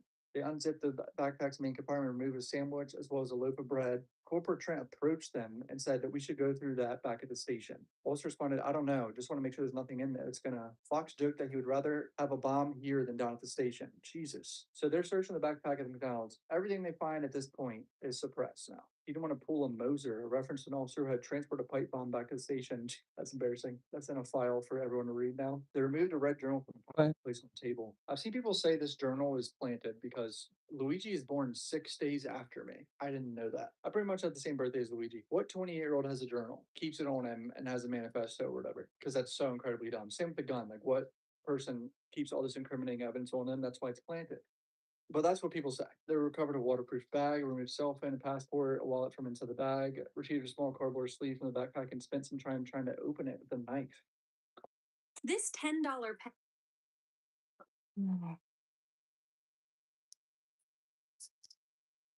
Oh my God, I can't believe Keisha won. Oh, good job. Cardboard sleeve. Atlanta showed up for sure. Not even just Atlanta, honey, that Georgia, really, to be quite honest. Mm, mm, mm. We done flip Georgia. He eventually got it open and removed a computer data chip that was inside the cardboard. He handed the passport to Miller and placed the other items in the bag. Trent and Burns then inspected the passport, examined the wallet, and took out the credit cards before returning them to the wallet. They removed a pair and unrolled it, revealing a loaded magazine for a handgun. That's suppressed. All of this is suppressed. After announcing his discovery to others, Trent stated, "Now that you've cleared it all, let's just go back to the station." So it feels like Trent knew that they shouldn't have done this. He's like, "Yeah, we shouldn't search this here." Is that what is going on here? Walser responded that they were just making sure it's not a bomb or anything. Fox told Walser, "Now that we found it, the magazine, let's just take it back." Hanley testified that he then told Walser and Fox that they should wait until they get back to the station before finishing the search of the backpack because he was concerned about cross contamination of DNA evidence, and also because he did not want a search to occur in public. Walser and Fox then placed everything back inside the backpack except a few items which were placed separate in McDonald's bag to be taken back to the station. Walter stated they had not completely searched the backpack because they wanted to make sure there's no bombs. Trent then stated at this point you're probably gonna need to do a search warrant for it. Ooh. I feel like Trent knew what was up with it. Like, we shouldn't do this. Bingo, fucking idiots. Duh. Commission for 6 months. Duh. 5 days. It's documented, and she's back home with her family. Unfortunately, her dad passed away while she was in captivity, and we never told the family we were going to attempt to rescue because of the hardship it would cause if we weren't able to do it. But Eileen, I had immediately started her. first person to meet her when we were doing this, that's documented as well, and we show pictures and videos of the mom and the kids in our safe house inside of Iraq. I think one of the things that makes people really uncomfortable with a lot of these couples who involve themselves in rescuing and trafficking operations in charity is that we do hear this repeat thing where you say, well, it would compromise their safety if we told you where they went. Sure. And that makes us have to trust you, right? And trust that you're an honest person and that you're an honest dealer and that you're in fact rescuing them and not, maybe holding them in captivity yourself. Oh, Yeah. And so when you get a person like you who I think um I have some questions about your character. I think that that's fair. And you say that you're in this business and that you do everything, and the people that say you're not that person are all troubled. For example, the young woman that you said you rescued from a pedophile who says another story, and she makes the claim that she believes that you're a part of the trafficking Right. ring. How is it possible for people to be able to prod that narrative if you can always just claim, well, the people that we help need privacy? I mean, that would be a perfect setup for like Jeffrey Epstein, right? oh, I mean, if you just pick people and then say, well, we can't tell you where these people are Yeah. because we got to protect their identity. We've got to protect everything about them. Candace, I think that's not a bad question because there are no doubt, and there's no doubt in my mind that there are organizations that are actually traffickers that pose as counter traffickers. We've been doing this for, gosh, many years, and we work by and with law enforcement. In other countries, we still work through government agencies. Um, uh, and the best way to prove the authenticity of claims is two ways, or three if you want to go all the way. One is people who've been on the mission, credible individuals. I have quite a list of operators who've done security work, intelligence gathering part, who either still have or did have the highest level of clearance in the US that worked for the CIA or Joint Task Force or Delta. This this is not something that people winch at because we have a history of high credibility and integrity. Yeah, so the CIA, I would Thank you. Shut the fuck up. vote of confidence, right? So if you say I did it with the CIA or the IDF, I Wait. go, yeah, well, so did Jeffrey Epstein, Ooh. right? Right. So that doesn't. I don't think that like saying I do it for them, it doesn't lend. You too. I Right. don't disagree with your statement. Okay. Very corrupt governments, and I worked for none of them. Okay. But I've never been paid by any of them. When I say CIA, I'm talking about former men and women who have worked for the agency and bring a set of skill sets that are trustworthy for us. And the third way would be the actual victims themselves. Um, we we just got a video from Southeast Asia. I didn't ask for, but one of our safe houses there, they were so hurt and disgusted by the false allegations against me. And it's only happened since I've entered the political realm, which is a completely different beast.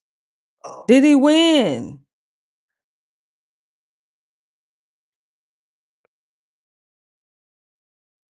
Is Colorado midterm results? Was he running for governor? I don't even know if I damn spelled governor right.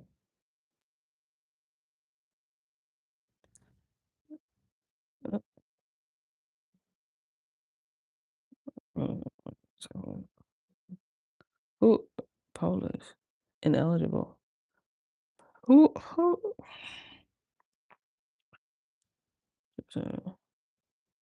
Statement primary.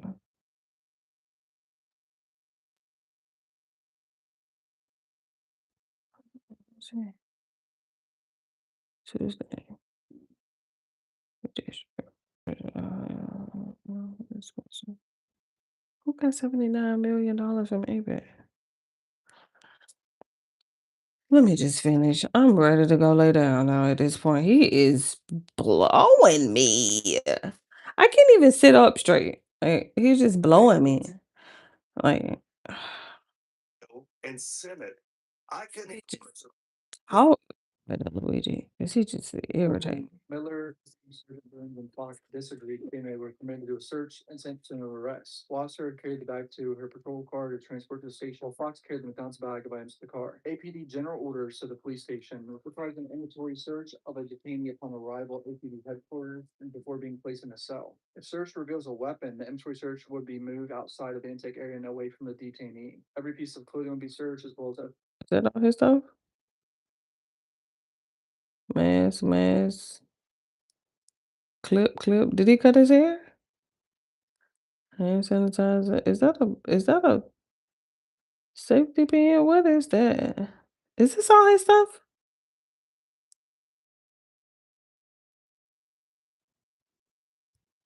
Is this all his stuff? Native, comb, lighter, pods. What is these? Vitamins? Oh yeah. Okay, I see him. The guards, scissors. Is this all his stuff? jewelry, extra clothing, and other personal items. Now they search the police station, they find everything else. But everything before that is suppressed. The USB drive hanging from a necklace, bus tickets. They found the handgun. As she cleared the gun, she discovered it was loaded. She and Swope then placed it in the evidence box. At one point, she took the red notebook out of the backpack, examined it, and said it's like a journal. I didn't know this. Luigi started speaking to the people around him, the officers. He told Henry that he was a software engineer, that he'd been arrested at McDonald's, and he had been carrying a backpack, and the backpack contained a 3D printed pistol magazine, as well as a small amount of foreign currency, and that people were accusing him of being a foreign agent. Henry testified the defendant blurted out these comments without any questioning from him. On December 16th, the defendant was being monitored by corrections officer Thomas Rivers. Talked about his travels and places he had seen in Vietnam and Thailand, Ooh. people appearing to be happier in third world countries despite living in poverty, and also discussed the healthcare system. Right. Correctional. I don't know why the fuck he talking. Oh, Rivers doesn't recall who initiated. Sounds like Rivers did, but Rivers did not give his opinion about private versus public healthcare systems. I love He also going asked to the river with my river. He was portraying him and said that he had heard he was being compared to Ted Kaczynski, the Unabomber, and said he wanted to make a statement to the public. He spoke Ooh. to Rivers about books. He definitely made a statement to the public. That we help Look at Candace. to try to prove to the naysayers that, of course, what he's saying. Candace, just wrap this shit up because it's protected Muslim. It's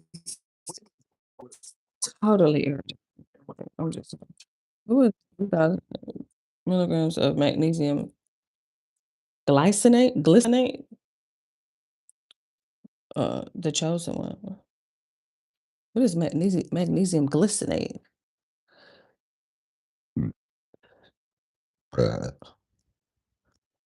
Was that MG? What's that talking that I didn't ask to talk?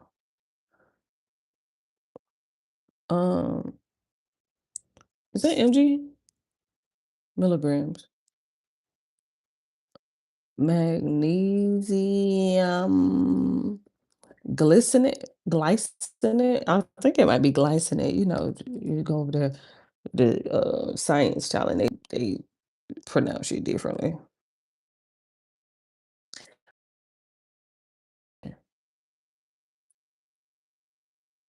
$3,000 is crazy. Everything you know, the glycinate. Okay. What is it? What the fuck is magnesium glycinate? Let me see.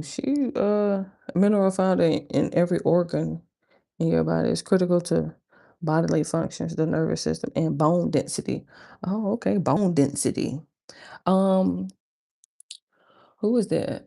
Osteobiflex. They may have some through our diet. Okay. Beans, fish, and green leafy nuts. It's okay. Food quality is getting worse and chemicals are spread into our air. We have difficulty holding minerals in our body. As we age, the problem is there's a population where many of us are at magnesium deficient, my bad. Don't do that. Supplementation, okay. And found tends to decrease. Okay, chronic deficiency has been linked to fatigue, depressed mood, internal stress, hypertension, diabetes, sleep, and heart disease. Okay. What is that? Heart issues. Okay. Adequate magnesium over long periods of time shows an increase in mineral levels in bones and may prevent joint-related disease. It can balance muscular cramping and calm stress, which may help counteract the aging process. Interesting. Okay, magnesium. I feel like it's glycinate because I don't think it's gonna be glycinate, right? It has to be glycinate, right? It might be glycinate. I don't know. Okay, 3,000. Let me see who got it. Okay, Amazon got some. Walmart have some. Child, with um vitamins and stuff like that, you probably have to go to the farmer's market or you have to go straight to the vendor, straight from the vendor. Um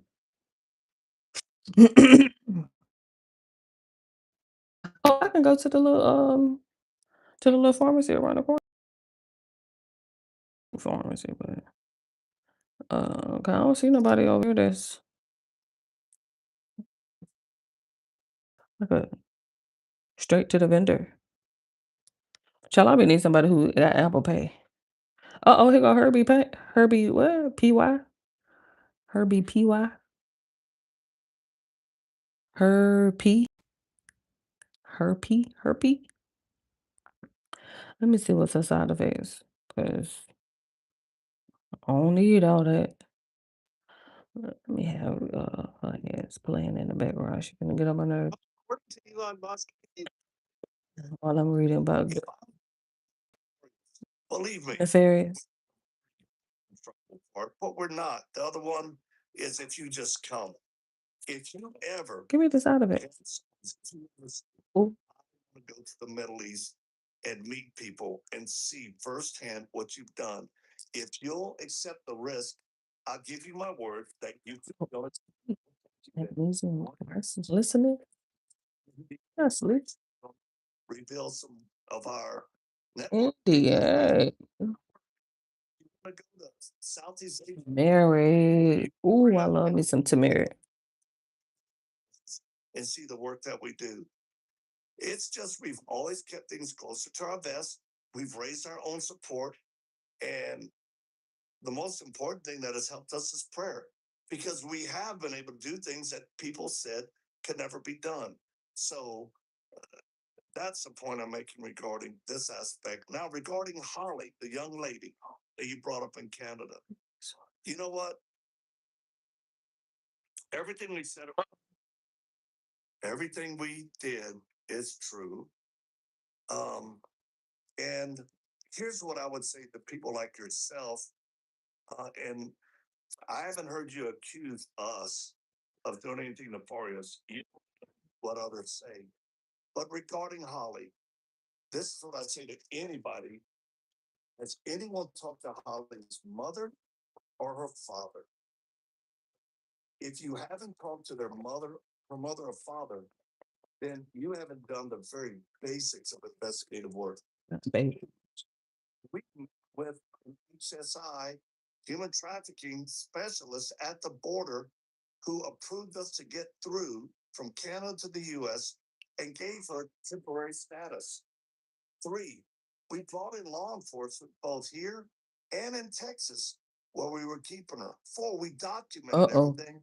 And 5, the very point couple in Canada that was our, I would say, our agents of hope up there, have video that they just posted yesterday of Holly telling the truth about what we did to help her. And look, I've had those videos, but I've never put them out since they out. It was Hottie's pedophile who 3 a.m. We got a crazy review.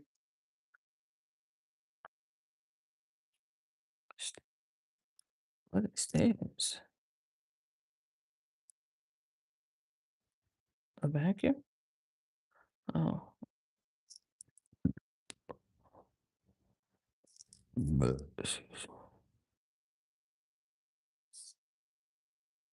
Hmm.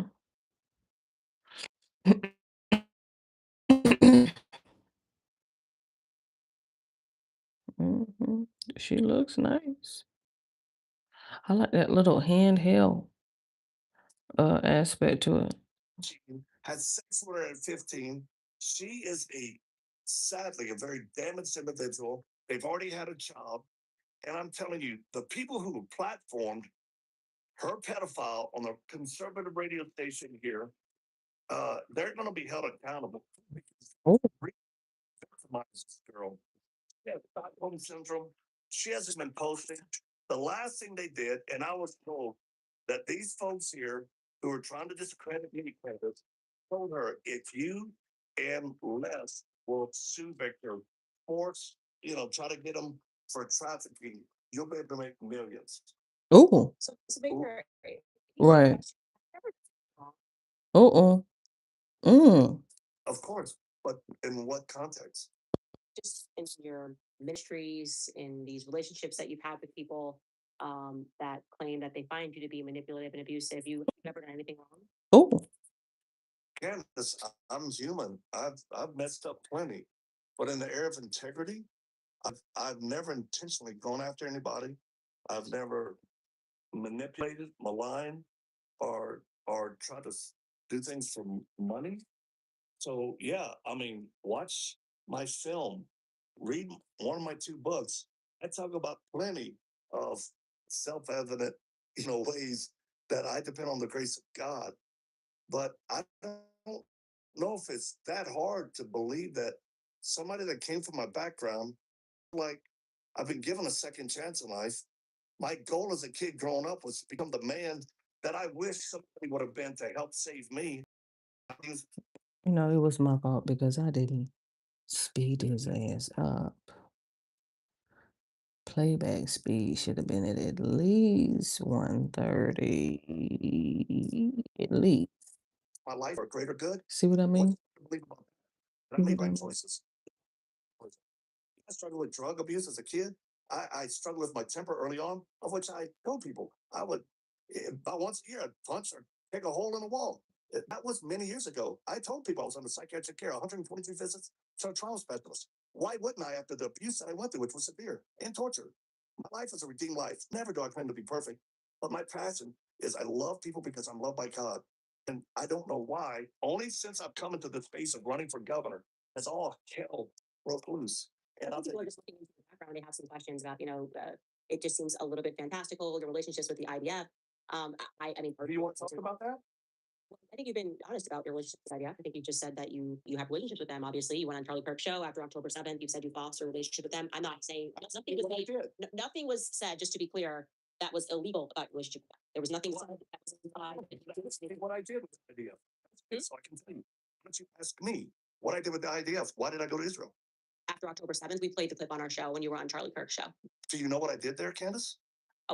I can say what you said on the Charlie Kirk show, that you went there after October 7th to be able to tell the story of what happened there, and to separate propaganda. People would say it was propaganda. Correct. Yeah, so we showed that. Well, let me tell you, we helped 6,000 children who had been affected by the war between Hamas and Israel. And it was because we had access places and an invitation that we were able to go into these places. Who invited you? Ooh. A nonprofit that was based inside of Israel, who was a special forces IDF guy who's followed us for years. We got invited in. And the first question I asked him when I'm in kibbutzes with blood and gore everywhere, I said, why didn't the government respond? What happened? And my friends who lived there said two things, Victor. One, we were unprepared and we underestimated our enemy. I said, how long did it take for the government to send reinforcements? It was 6 hours. 6 hours. I asked every fighter, why? Why didn't they respond and help y'all? Why did they leave y'all here fighting? Why did so many women and children have to get killed? How come they didn't respond? No one has an answer. And someone should be held accountable for that. Because I'm not there to back Israel. I'm not there to back Palestinian folks. I'm there for women and children. And we put our life on the line to help. Over 6,000. I went into the West Bank. And yes, I did go into Gaza by virtue of these special operations teams, not to shoot, not to kill, not to kick doors in. I went to pray. And we helped Palestinian kids who had been injured as well. This is anything other than, it's just ridiculous. We got to outline the limbs. What do you think What's about the what Israel is doing in Palestine? It's a family crisis that's unfolding. Or a family crisis. Oh yeah. Child, you know that choking thing be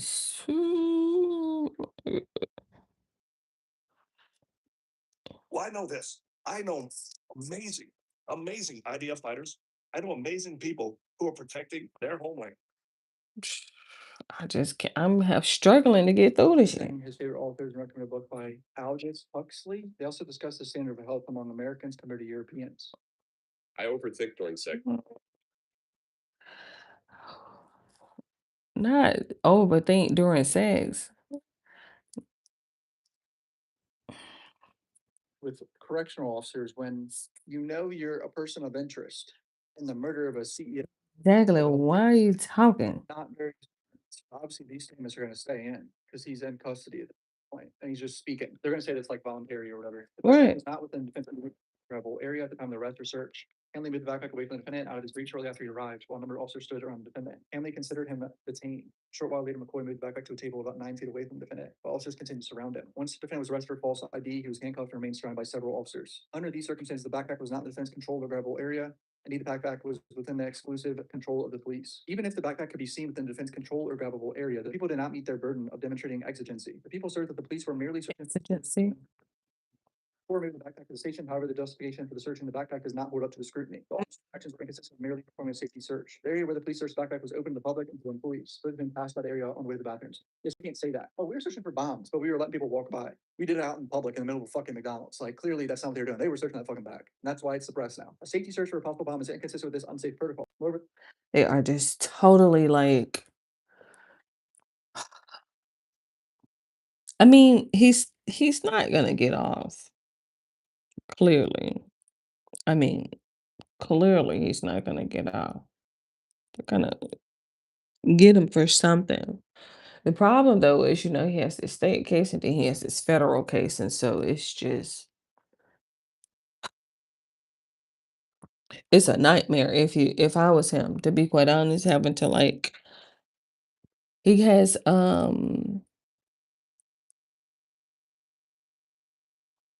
Alex's wife as his lawyer.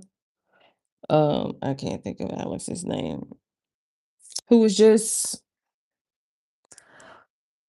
child, the Diddy case, honey, his wife, Lord, my goodness. Whew, my brain is totally fried at this point, and I ain't even did nothing other than listening to Victor. I haven't even done anything, and my brain is already just like, oh my goodness, man. I'm talking about how much time you got left?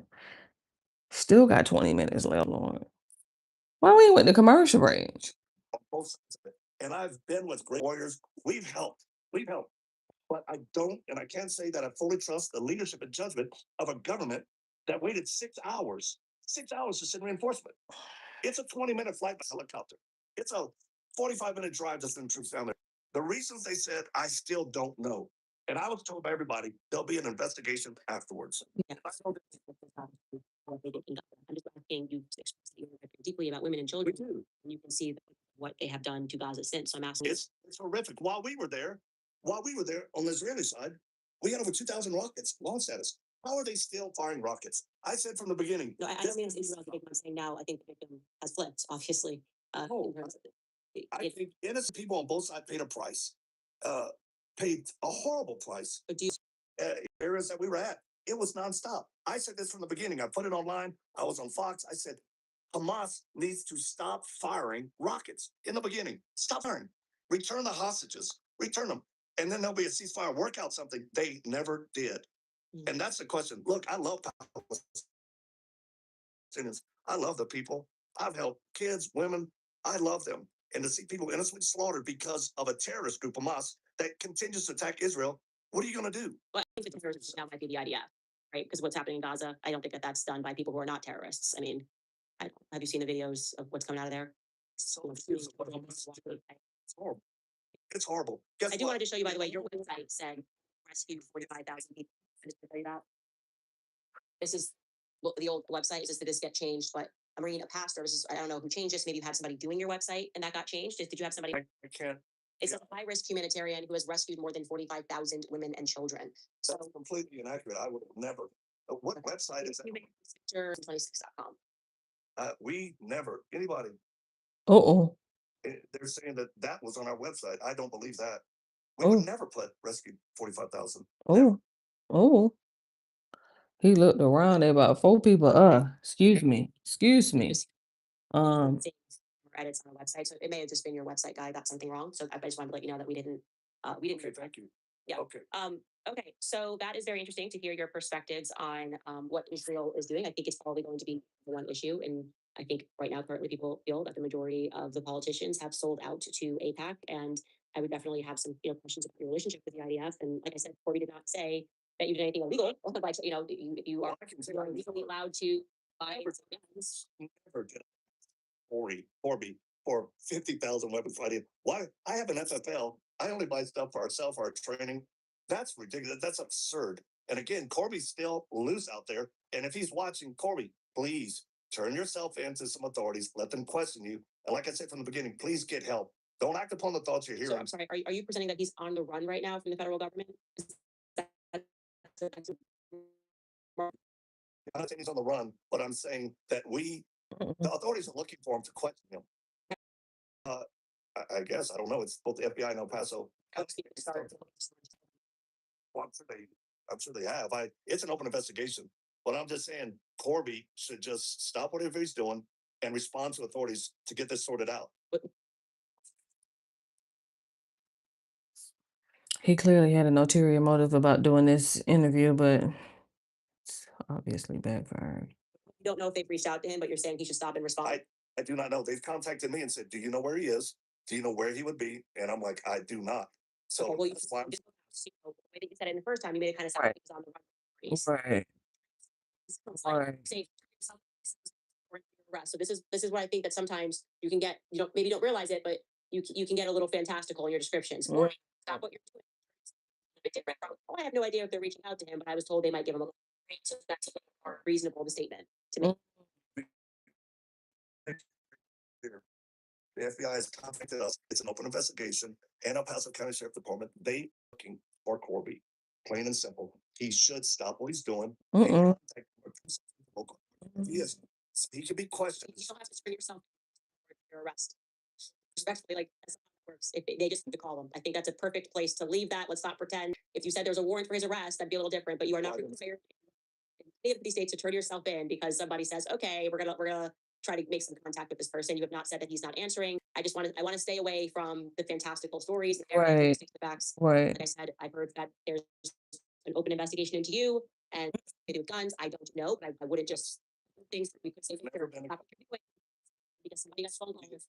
That's a complete fabrication. Okay. I work Always with law back. enforcement. Oh, we'll leave it alone. So Well, you don't search see if- Corby's accusations against you are Once that they were going to kill you, and they told somebody how, would you want that person to talk to the law enforcement? I have no evidence of that. And I, like I said, some of your stories, just a perfect example is what you just did. Before you say something for yourself. Corby, obviously this is a little bit more. Actually, so here we go. But I've done nothing wrong. If Never. anything, that's just incredibly sarcastic. Yeah, I was being sarcastic. I find you to be arrogant and off-putting, actually. It was a little bit of sarcasm of me basically pointing to the fact that you come across as very arrogant and it is off-putting that you make statements like you make. You stop what you're doing to yourself. You're constantly presenting yourself with some sort of an authority. You just facts. I received a phone call from this person. They said they might be. I don't know where that went since. That would be logical. Completely appropriate for me to say law enforcement is looking for an individual who confessed to someone who platformed him on your show, connected y'all, that he is homicidal and he wants to kill me, and this is how he's going to do it. So same way, Don't know. I believe that the feds would need help look for him if that were true. They do have resources. But like I said, I also don't believe that you beheaded a cat when you were 3 because kids are not that strong and that's anything to do. I don't believe you were cat head. Because there's a lot of things that you say that I don't believe. So I'm just gonna be very careful in minimizing someone who's been victimized, including children, because there are millions of us out there. I do not believe that you were this cat and it was You don't have to. just Be very careful minimizing. I really don't have to minimize children. I do think that what you're actually doing is you're being emotionally manipulated by saying, "Oh, if you don't believe me, then you don't believe victims." No, I believe things that sound believable because I have a logical, rational brain, and I Victimized. You know, and the sheriff's department not wanting to figure out who that is or not knowing where it happens. I'll tell you A what, lot of it is not great to me. And like I said, I did not due diligence. Yep. They say you haven't done you're presenting it as protecting the abuser. I just don't believe it. And I work with other Watson residents. What if you go to well, you're not. It doesn't matter. What I would say is this: the International Crimes Against Children. Let us introduce you to detectives that actually work in some of these cases and have. Maybe don't work really real. No, What? sorry. You don't have to. I'm not saying you have to, but I'm saying don't minimize people who've been victimized as children. I'm That not is saying very that you dangerous. directly. Right. Make But universal. represents millions. Candace, I don't think you represent millions. Ooh. I really Ooh. I actually am hopeful. Ooh. Hopeful picture. trust me, there are millions that follow me that suffer abuse, and that's why our films, our books, that's why me telling my story encourages and gives them hope. That's as simple as that. We'll never stop doing that. Whether you believe it or not, that's not the point here. The point is to say that I didn't suffer abuse the way I'm I'm not sharing saying it. you. I'm saying you. I don't. I'd be headed after you. I don't. if that's okay, we can just agree to disagree on that one. Just a lot of the mechanisms there just don't make sense to me. You should talk to ICAC detectives, people who work on sex crimes against children and kids who are abused and murdered. There was a kid here, 4 years old, that was beat to death. I Every believe bone in kids are his beat to body. death. Yes. But if he was beat to death, he wasn't there, right? Or- There was a kid that you said was there at your house, and then he got beat to death. No, here in Colorado, recently, a 4-year-old was beat to death by a Yeah. caregiver. 4 Yeah, that years happens old. all across the nation. That's a believable story. Do you think they never suffer any type of torment or torture before that, or is it just an act? I would struggle to believe that a 3-year-old beheaded a cat and then had to wear it on their head. I just wish I struggle with that one. The cat was dead. I didn't think it was alive after it was beheaded. I would have disagreed. And just do a study and understand voodoo rituals against boys. If you go deep enough, you'll see how twisted it is. I'm not here to glorify darkness at all. That's not my point. My point is that we bring life and hope, and maybe some things that even you don't believe that happened to me as a child motivate me to help kids over these last 40 years, which is documented and provable. I don't know why you feel you're the person who has to, but maybe I do now because you just said it. If you lived in Colorado, you wouldn't vote for me. So maybe you're getting paid by somebody to discourage a vote toward me, which is the Might only not be reason all involved in this anybody. stuff- It's actually removed all license this stuff happens. all around together after probably got killed. You did remove yourself because you just made a statement. So No, I said Hey, I don't live in Colorado, so it's no. you told people not to vote. Yeah, Yeah. I will own that. I have many times since the Charlie Kirk assassination and the lies surrounding his assassination have said. This swayed people for voting for me and discredit me as a child who was abused. I've given plenty of times. Oh. I do have to end. No, I thank you very much to make sure that I provided you equal time to be able to answer some of the questions. I think you did clarify some things. I don't think anyone will ever forget that you served for 3 years. I won't. I will make sure everybody knows that from here all the way to Colorado. This man served for 3 years. And I think so. Thank you for your service to this country. You're welcome. It's a great place to end. Thank you so much for joining us. Thank you, James.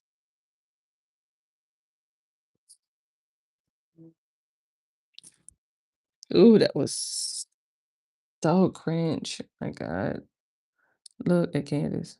All right, you guys, we will be right back after a brief break and I'll answer some of your questions. All right. Oh my God.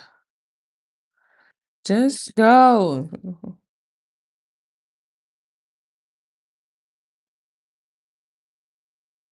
Man, there's just a lot that could be said there. You guys have a lot of comments about that. A lot of cat jokes that could probably be written after this.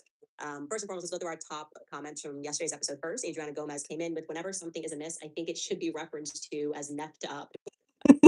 Snapped up is a great way of putting things. Flaky nap. Here we're at 47 days. Flaky. Here's my take, Rhodes. I really want to hear from Charlie's parents. You and I both, and I think the entire world would love to hear from them. Like I've said in previous episodes, you know that they are in fact in a deep state of grief. And I will just leave it at that. Won't say how. I've just heard some things. I know that they are acting in a way that some people might have thought his widow might have acted. His death. All right, let's get into some comments from today's episode. We have Terrell writes, "Men like this are the reason I started reading the Bible recently." Yeah, I mean, I think in regards to him talking about his faith, he is sort of like, the faith is mine. Like, I have the Bible, I can make it what I want. It's one of the flaws that I find in Protestantism is that it becomes my truth very quickly, and anybody can interpret every verse as they want. They can make it a bumper sticker, or you can believe like, that you can do exactly what Christ does, and you can summon demons and angels into a room. Right. I'm dying and dying laughing and crying about his time in service. What a joke. Yeah, I was like, I really think people who serve are a little tougher than that. They could just answer the question like if we weren't trying to diss them. I said 2 years. I think they thought it was 4 years, and we said 2. And he's like, you don't even know how to read this form. And it's like, what? All right. 3 years, man. It's all you. Cat Bab watches writes, Christ has been my savior since 1982. Since then, I have had a gift of discernment. This man is evil and he didn't know Christ, but I'm sure Christ will say to him one day, I never knew you, depart from the gospel. Absolutely. Julia writes, Army veteran of 10 years of service here, not offended. I'm offended that he was begging for an apology. We served to defend our country. I thought feeling hurt over one last year is wild. Great job holding your ground. Proud of you as always. In terms of his like demanding apology, I just find it weird. Tell me you're sorry. It's just a weird power move. Say sorry to me. Not your kid. We will not be demanding it. Me. I don't owe you an apology. It was an honest mistake, and you do come off like a crybaby. For taking it that personally. Alaska Dog Lady writes, no, he did not dare call us Timu TMZ. This man is unstable. Christ have mercy on our ears. I'm going to have to tell my priest that I will chill. Yeah, he did. He called us Timu TMZ. And I think TMZ is pretty Timu. So that ain't good for us or something. But like, you can see he just sort of like had that ready to go. And saying it. Kept saying it. Made me feel like it was a bit childish, to be honest. Ooh. Who knows writes, I am no body language interpreter, but Victor seems incredibly uncomfortable. Lying makes people naturally uncomfortable.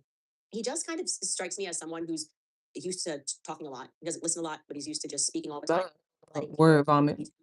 see that actually we were watching some of the clips of him on stage. He actually probably would have crushed it as a comedian. He's got good timing and he just believes everything that he says. He's not used to being challenged. You can see that it sends him into a rage. Like, holes and walls. I'm like, I feel like you still need to work on your temper because you just came here thinking that you were going to direct the conversation on my show. Doesn't work. Like my show. Kay Jordan writes, the gaslighting is insane. Him knowing Charlie was dead as soon as he saw the video, but calling for prayer, but then announcing he's dead. Yeah, that part made no sense. I didn't buy it, but I allowed him to say that he's tell it in the way that he wanted to. You continue with prayers to St. Michael the Archangel. Please stay safe, Candace. I do that prayer every single day. It's a powerful prayer. I really do. It is. TN Cricket writes, tell me that you've never helped an abuse victim without saying that you've never helped an abuse victim. Asking someone on a live show if they've ever been abused, obviously expecting a no answer. The truth is not in him. You could just see the way that he's kind of like, if you question me, you're questioning all abuse victims. It's like, no, most abuse victims don't say that they beheaded a cat when they were 3. And I'm able to compartmentalize that. That to me, as I said to him, felt like an emotionally manipulative tactic. Like I now represent, he said that. He's like Trump, Trump's like, he's like, I am abuse victims. Nobody, you're not. Everybody knows people that have been abused. And I've never seen people behave like that. Again, your character comes across when you speak. He didn't represent himself well at all. And he had the platform to. Sport Anna writes, we stand with CO. Thank you very much. Seb Games, a lot writes, Candace, can you please give a shout out to the Free Wendy Williams movement? Yeah, I should look into, I know a bit about that. We have not covered it on the show, but it is crazy to think that a bank can just step in and take over your entire life. We got to just start using cash again, guys. We got to get out. Child, that Wells Fargo had disappointed me so bad when I heard about that Wendy Williams. I was like, Wells Fargo, what?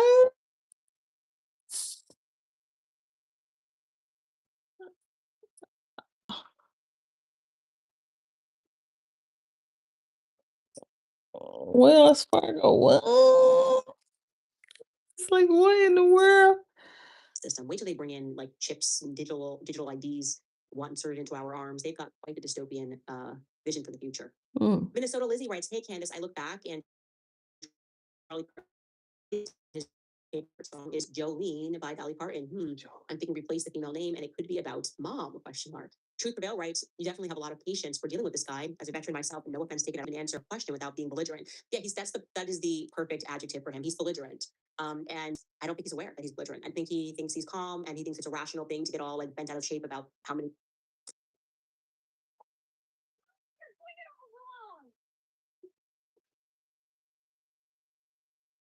Don't wash with pressure water. Better do it with a steam machine, and it won't damage any electrical parts of your car. Honestly, this is just way safer and smarter. This steam cleaner heats up super fast. Like just a few These are seconds. nice too. No big hassle. Just point it at the dirty spots and press. The high temperature steam breaks down how many years of service as if we meant it as a diss. It's just like, I don't know, man. Not my life. We're happy to correct it and just move on. And he's like, no, this is where I'm going to crush you. This shows you're a disinformation platform. You said Like, is not that serious?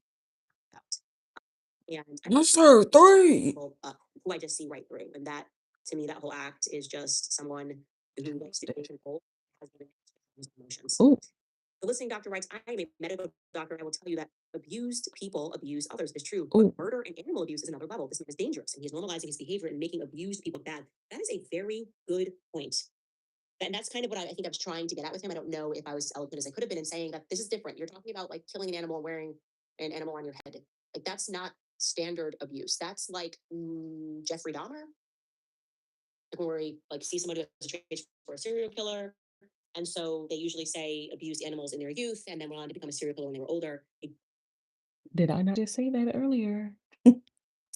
I do watch a lot of crime and that animal abuse is number 1 up there. Like that background and I just everything about that. Like I murdered a man when I was 7 and like I had to deal with that and everything's fine now. And we don't know where the body is. Like, oh, so you didn't know where you lived and you drove around somewhere, you don't know where you were. As I said, I spoke to his direct relatives and they said it's just not true. Like that's just not something that wouldn't have come up. They were close to him. So I guess he says he has a sister not on his stepfather's side of the family who can confirm that they experienced abuse. I'm sure Abuse has many names. There are people who think they're abused when somebody sends them a mean text message. You can be talking about verbal abuse, parents that shout and scream all the time. 20%. It's I'm writing it up. this rarely unlocked level of abuse where you're saying you had to murder people before you were 7 and behead a cat and wear its head. And then said something about voodoo traditions, which I know nothing about, and I'm interested in how he knows. Well, he's spending some time in Haiti. Maybe. I'll have to figure it out. Listening, Dr. Wright, I'm sorry, that was you. Sarah Bryan writes, conclusively, I pray for you, Candace. If I ever was lucky enough to have a daughter, I certainly would like her to be just like you, honest, loving, and caring about others. I know in my heart that you will find answers about Charlie over by someone like Richard Marks. I'm going to be, I said, many fantastical pastors. To me, they do all feel like they think they're gods in their own personal capacity. And that's what you kind of get. I read the Bible, so now I'm God. And I can do everything God can do. Did you see it's right here in the Bible? Don't you believe in the Bible? Well, I'm here to interpret it for you and tell you what I can do. That is someone that you should run from. And Charlie was immersed in this world from Turning Point USA Faith. Found him to be a little reticent to discuss much about, kind of leaving Eric out of the story. Charlie was already married to her. She was the one who was driving home Turning Point Faith. In fact, Charlie said as much on stage in Aspen, the notorious Aspen trip. Charlie said when he mentioned Turning Point USA Faith that like his wife does a lot of work for Turning Point USA Faith. That was her thing. And that would make sense as to why she was very close with Eileen Marks. Don't find any of this to be coincidental. He is exactly what I thought he would be. So make of his proximity to Turning Point USA. Right. You can discern that after me talking to him for an hour. Right. Can nobody at Turning Point USA pick up on that? Who's giving him an office? Who's telling him to pray over Charlie? Who's the person in Charlie's ear saying you can trust this guy? I think it's Eric. Eric. Yes. I think it's Clearly. Eric. Charlie have wishes with them.